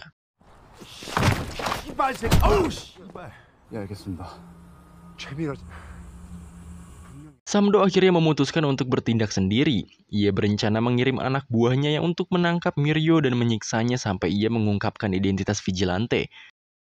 Di saat yang sama, Yongil terus menyelidiki kasus Vigilante. Ia ingin menemukan bukti yang menghubungkan Chohyun, Miryo, dan Vigilante. Ia memutuskan untuk mendapatkan surat perintah dan menggeledah kantor Profesor Yob. Jun. Para petugasnya mulai khawatir mengenai cara untuk mendekati kepala Jae-hyub. Tetapi Yongil meminta mereka untuk menunda kasus kepala Jae-hyub untuk sementara waktu. Di lain tempat, Tuan Bang tampak sedang berdoa di hadapan patung Bunda Maria tengah malam. Namun tak lama setelahnya, ia justru menyelinap ke panti asuhan yang dibantu oleh Vigilante dan menyerang wanita yang jadi pengurusnya. Berita yang mulai mengabarkan hal ini membuat Jeong semakin marah karena orang yang tidak bersalah terjebak dalam perkelahiannya dengan Samdo dan anak buahnya. Son Wook juga menyadari bahwa Jeong bertingkah aneh dan terus-menerus menerima telepon. Ia mulai mengamati Jeong lebih banyak dan mengupingnya.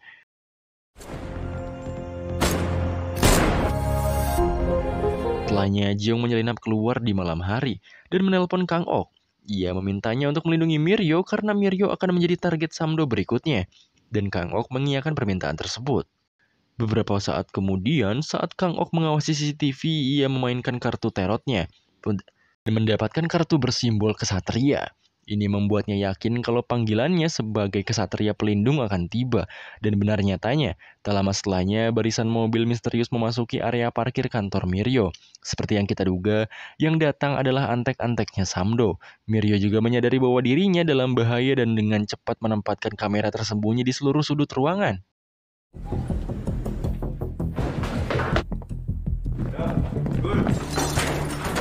Dia kemudian menyalakan siaran langsung dan menunjukkan kepada viewernya serangan tersebut secara live. Anak buah Samdo berhasil masuk dan mengacak-ngacak seisi kantor VNews.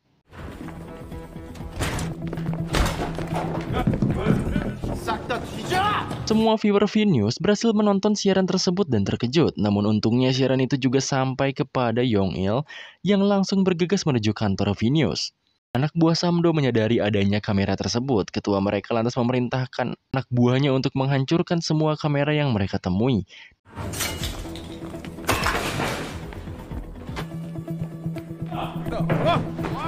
Tak lama kemudian persembunyian Miryo terungkap dan anak buah Samdo berhasil menangkapnya. Ponsel Miryo yang menyiarkan siaran langsung pun dibanting sehingga siarannya terputus. Di sisi lain, Ji-young tampak gelisah. Namun sebelum anak buah Samdo melakukan sesuatu terhadap Miryo, Kang Ok tiba dengan pentungan andalannya layaknya seorang pahlawan hampir kesiangan. Ia menghadapi para pria itu dan berhasil menumbangkan mereka satu persatu.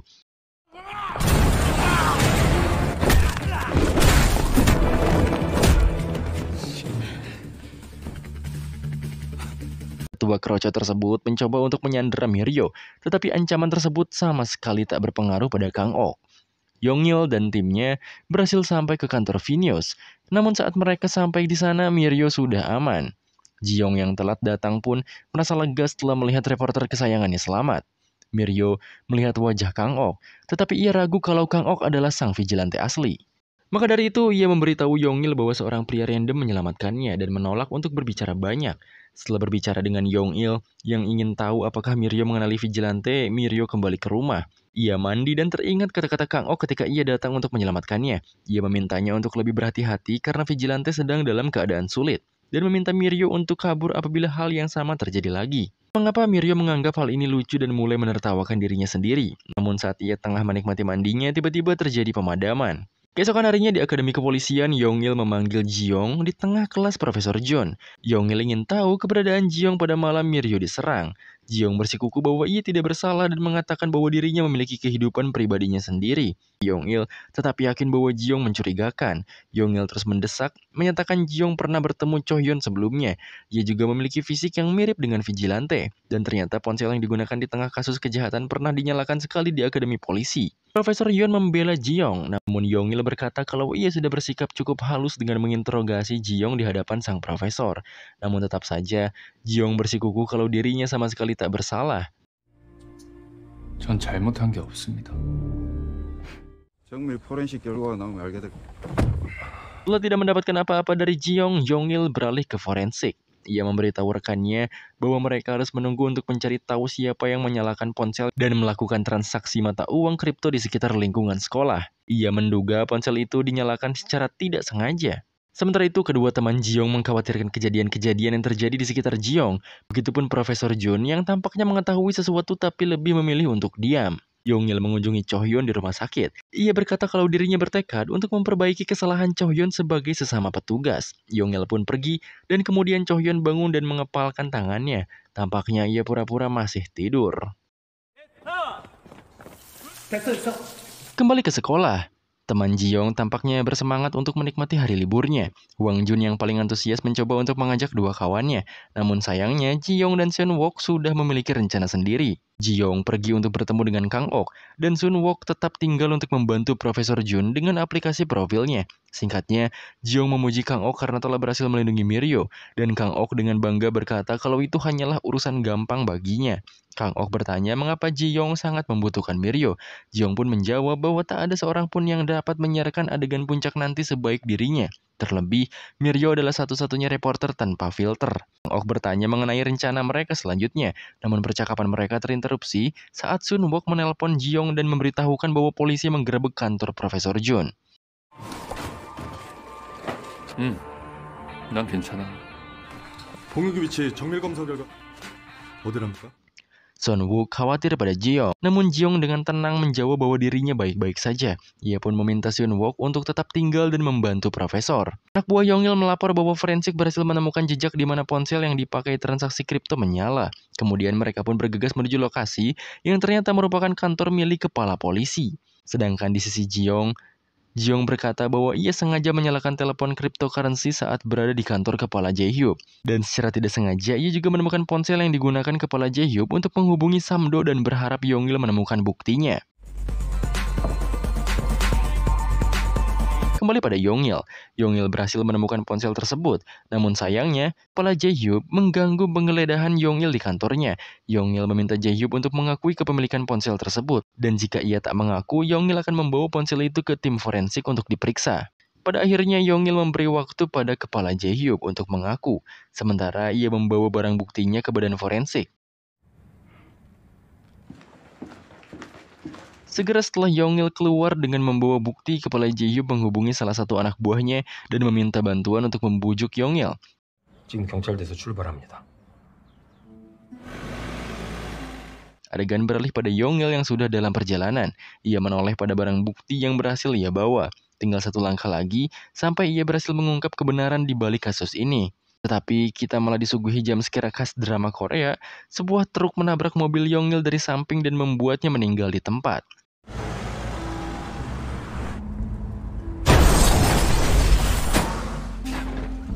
Di sisi lain, Cho-hyun yang baru pulih langsung berolahraga untuk mempersiapkan diri. Namun kemudian, seorang petugas polisi masuk dan menyampaikan kabar duka kematian Yong-il. Di sisi lain, Jiong juga marah dan sedih saat mendengar berita kematian Yong-il. Sementara itu, di sisi lain, tampaknya Miryo diculik oleh Tuan Bang dan sedang disekap di markasnya. Kembali pada Jiong, ia bertemu dengan Cho-hyun. Ia mengatakan pada Cho-hyun bahwa bukan dirinya yang membunuh Yong-il. Yang ia lakukan hanyalah memancingnya untuk mendapatkan bukti yang asli. Namun sebelum Jiong menyelesaikan kalimatnya, Cho-hyun memberikan bogem mentah pada perutnya. Cho-hyun berkata kalau dirinya sudah menyuruh Jiong untuk berhenti. Jiong dengan tegas menjawab kalau Yong-il meninggal karena ia adalah seorang polisi yang terhormat. Cho-hyun memperingatkannya agar tidak mengejar kepala Jae-hyuk dan Samdo. Namun Jiong bertekad untuk mati demi keadilan. Ia tidak peduli walaupun tak ada seorang pun yang mengetahui perjuangannya, asalkan setidaknya ada satu orang yang bisa melapor. Ia tidak takut dengan konsekuensinya dan memberikan ultimatum kepada Cho-hyun. Untuk menunjukkan keadilannya, seorang pria menghantamkan kepalanya pada dinding dan terus mencoba. Jiong berkata jika Cho-hyun ingin menghentikannya, ia harus membunuhnya sekarang juga. Dan kalau tidak, Jiong meminta untuk menunjukkan keadilan yang selama ini ia bicarakan.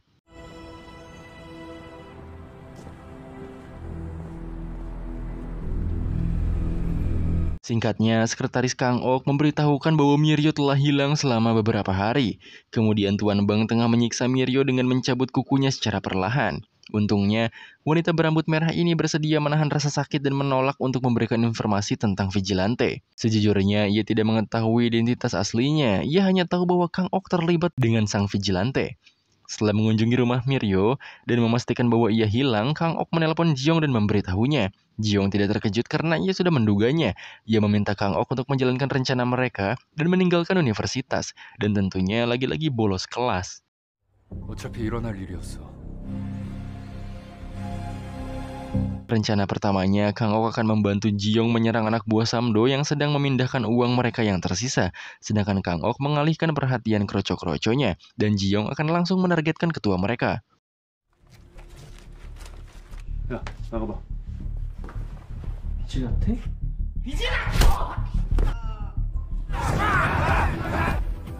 돈 챙겨서 바로 출발해.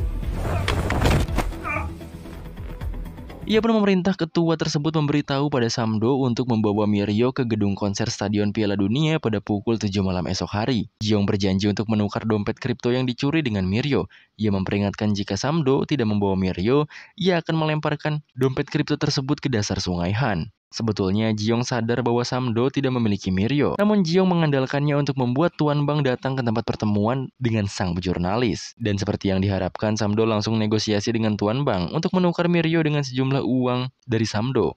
Selain itu, Tuan Bang juga diperbolehkan untuk membunuh sang vigilante nantinya, karena Samdo akan menjadikan Miryo sebagai kartu as mereka.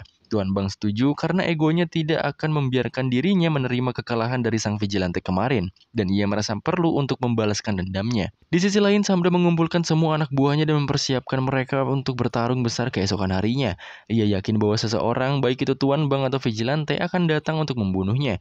Maka dari itu, ia mempersiapkan pasukan untuk membunuh mereka semua. Kini kita beralih pada Kang Ok dan Ji-young yang sedang bertemu untuk saling memberi kabar tentang rencana mereka. Dan ternyata Seon-wook menyaksikan pertemuan ini karena ia telah membuntuti Ji-young diam-diam. Setelah Ji-young beres dengan pertemuannya, Seon-wook menghampiri dan mencoba berbicara dengan Ji-young. Seon-wook memintanya untuk berhenti sebelum terlambat. Namun Seon-wook tidak secara tepat menyebutkan bahwa ia tahu apa yang telah dilakukan Ji-young. Ia hanya menyalahkannya karena bolos kelas terus-menerus.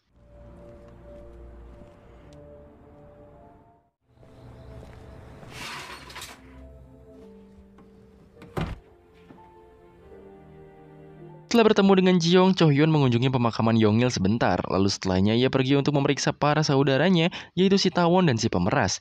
Ia memberi mereka makan dan juga soju. Namun tentu saja, makanan dan minuman yang ia bawa tidaklah gratis. Setelah itu kita diperlihatkan Samdo dan anak buahnya yang berbondong-bondong pergi ke tempat pertemuan. Dan rupanya mereka adalah yang pertama tiba di gedung konser Stadion Piala Dunia. Mereka dengan cepat mengambil alih ruang keamanan dan mulai mengawasi CCTV gedung.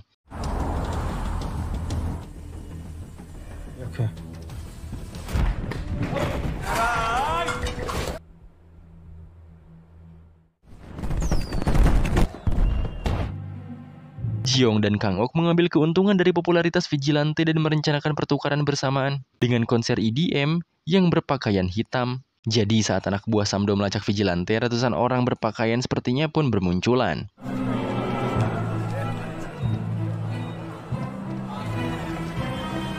Ji-young dan Kang Ok memanfaatkan momen ini untuk menyelinap di antara ratusan pengunjung konser yang berpakaian seperti Vigilante. Tuan Bang yang melihat rencana ini hanya bisa tertawa dan terkesan dengan rencana karakter utama kita. Kemudian Miryo turun bersama anak buah berbadan besar Tuan Bang, yaitu Seodol. Mereka berdua berjalan memasuki stadion dan berbaur dengan pengunjung lain. Walaupun tampaknya Seodol tidak mau repot-repot menggunakan hoodie hitam dan memilih untuk menyuap salah satu panitia acaranya. Sementara itu di kejauhan, Ji-young dan juga Kang Ok sedang mengamati keadaan dari atas balkon. Sebuah kilas balik pun menunjukkan percakapan antara Ji-young dan Kang Ok. Ji-young berspekulasi kalau Samdo akan mencoba untuk membunuh dirinya dan juga Tuan Bang. Ia juga menjelaskan dari sini kalau yang memiliki Miryo bukanlah Samdo, melainkan Tuan Bang. Ji-young pun meminta Kang Ok untuk memancing Samdo, supaya di akhir semua peran utama di operasi ini dapat berkumpul pada satu titik. Kembali ke masa kini, Samdo akhirnya memerintahkan anak buahnya untuk bergerak. Mereka mengenakan kemeja putih yang cukup kontras, sehingga dapat dengan mudah dibedakan dengan para pengunjung konser. Melihat pergerakan Samdo dan antek-anteknya, Ji-young dan Kang Ok pun mulai bergerak.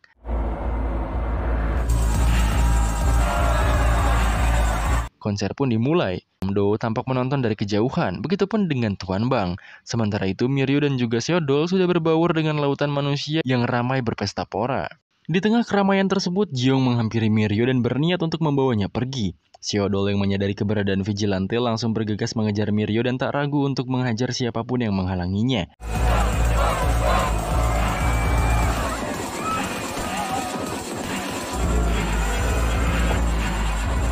Melihat pergerakan Ji-young, Tuan Bang yang sedari tadi mengawasi mulai bergerak mengikuti Ji-young dan Miryo keluar bersama anak buahnya. Sementara itu, Kang Ok mengalihkan perhatian Samdo dan anak buahnya, menuntun mereka keluar dari tempat tersebut.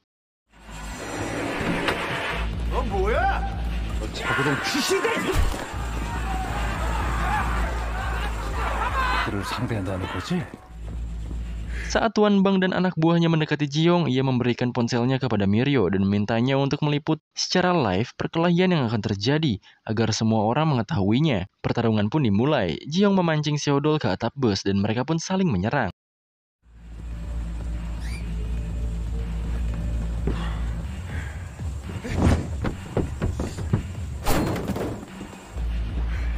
Pertarungan semakin memanas ketika Tuan Bang tiba. Mereka berdua mengeroyok Ji-young dan menggunakan senjata mereka masing-masing.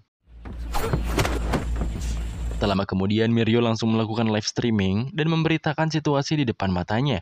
Di sisi lain, Cho-hyun melihat live stream tersebut dan langsung bergegas sembari membawa kedua sandranya untuk membantunya bergabung dalam pertarungan.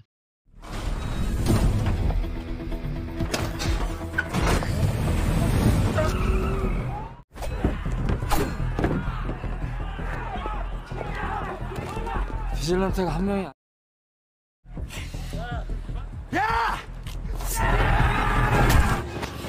Keadaan pun semakin memanas. Kang Ok berhasil memancing antek-antek Samdo masuk ke dalam bus untuk memanfaatkan medan. Dengan ini, Kang Ok tidak perlu khawatir akan diserang dari berbagai arah sekaligus.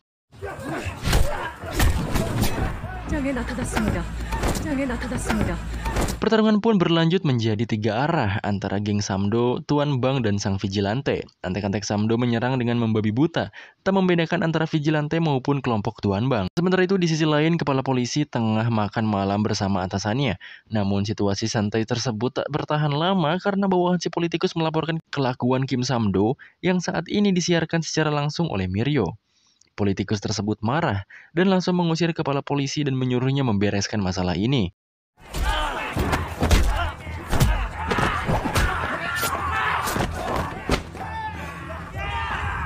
Kembali ke area pertarungan, Jiong tampak mulai tersudut karena perlu menahan banyak orang sekaligus. Miryo pun berinisiatif memprovokasi geng Samdo untuk mengejarnya, dan ternyata memang efektif.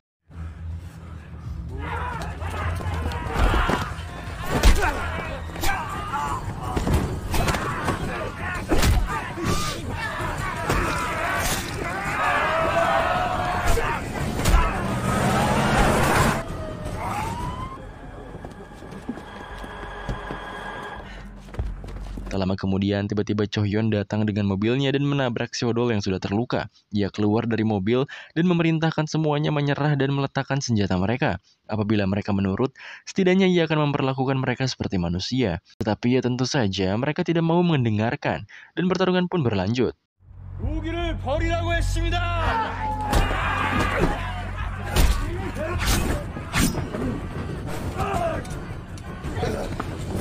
Lalu akhirnya seorang pria berhoodie hitam muncul dari belakang dan melepaskan jeratan Samdo. Namun naas pria itu tak dapat melawan balik dan berakhir ditikam oleh Samdo. Dan ia sangat terkejut karena orang yang baru saja menyelamatkannya ternyata merupakan Seonwook, kawan baiknya. Jiong terdiam setelah melihat hal ini. Namun Seonwook bersikeras bahwa ia datang atas kemauannya sendiri dan percaya dengan apa yang dilakukan oleh temannya. Jiong memohon kepada Miryo untuk segera membawanya ke rumah sakit tepat saat polisi tiba untuk mengatasi kekacauan tersebut. Pada saat yang sama, Tuan Bang melihat Samdo melarikan diri dan ia mulai mengejarnya. Jiong segera mengikutinya dan meninggalkan Chohyon. Dengan Seodol yang berhasil dilumpuhkan, kali ini Tuan Bang hanya bisa mengandalkan dirinya sendiri.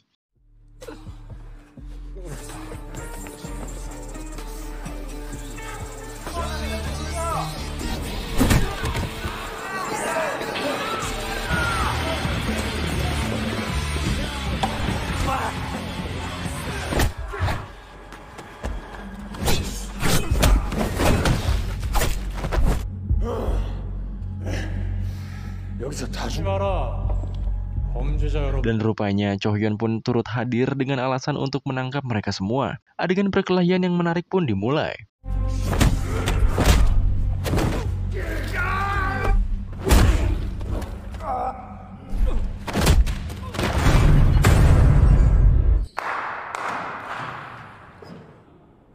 Saat mereka bertarung, kepala polisi tiba dan menembak Samdo sampai mati.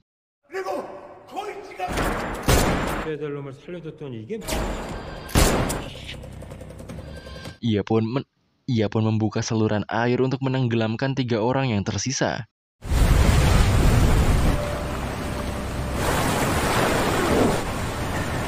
Sudah sulit bertahan dari tekanan air, mereka bertiga pun harus mewaspadai tembakan dari kepala Jae-hyuk.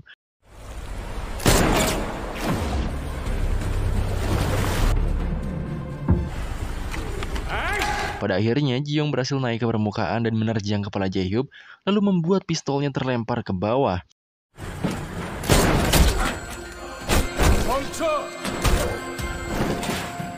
Chohyon masih percaya bahwa hukum akan menghukum Chef Jae-hyun dengan setimpal. Ia ingin mendapatkan kesempatan untuk membuktikan hukumnya kepada Jiong. Saat mereka berbicara, Tuan Bang menyerang dan menusuk lengan kanan Jiong.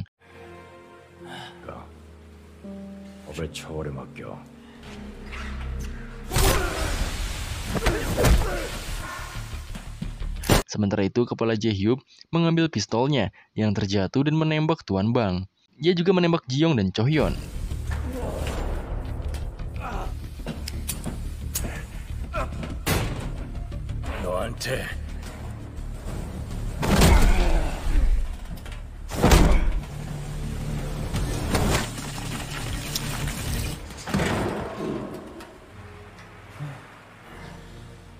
Pertarungan pun usai. Jiong yang sudah lelah dan banyak terluka akhirnya pingsan.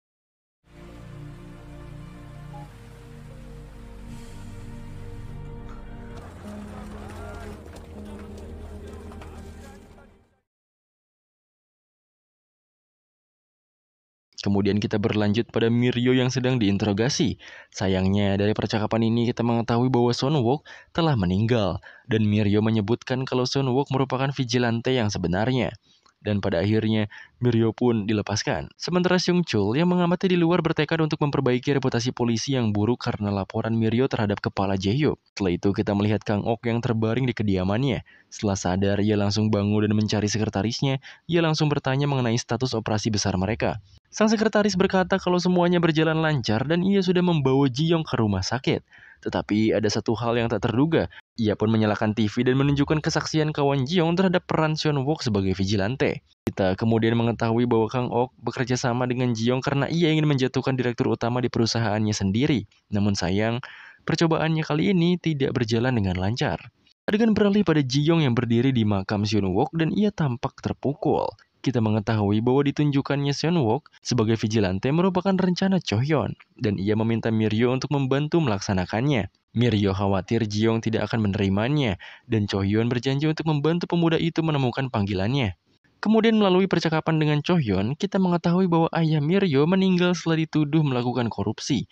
Tidak ada seorang pun yang keluar untuk membantu, bahkan ketika mereka tahu yang sebenarnya. Hal inilah yang mendorong Miryo untuk mendukung vigilante, yang memberinya harapan bahwa seseorang dapat bangkit dan membela yang lemah. Miryo pun menatap Cho Hyun dan berkata kalau vigilante belum bisa menghilang. Singkatnya, sebuah kesialan kembali terjadi. Pada saluran televisi diberitakan bahwa kepala Jae-hyuk yang korup justru malah dinobatkan sebagai tokoh kunci dalam kasus Sewol Gate. Ia diceritakan berjuang melawan organisasi kriminal hingga tewas. Bukannya disebut penjahat, ia malah disebut sebagai polisi baik yang difitnah. Ji-young marah ketika melihat Seung Chul membela kepala Jae-hyuk dan secara anumerta mempromosikannya. Waktu pun berlalu, saat kelulusan sekolahnya, Ji-young pun menolak mengambil sumpah sebagai seorang perwira polisi untuk melindungi dan menegakkan hukum. Dan dengan ini, cerita vigilante pun selesai.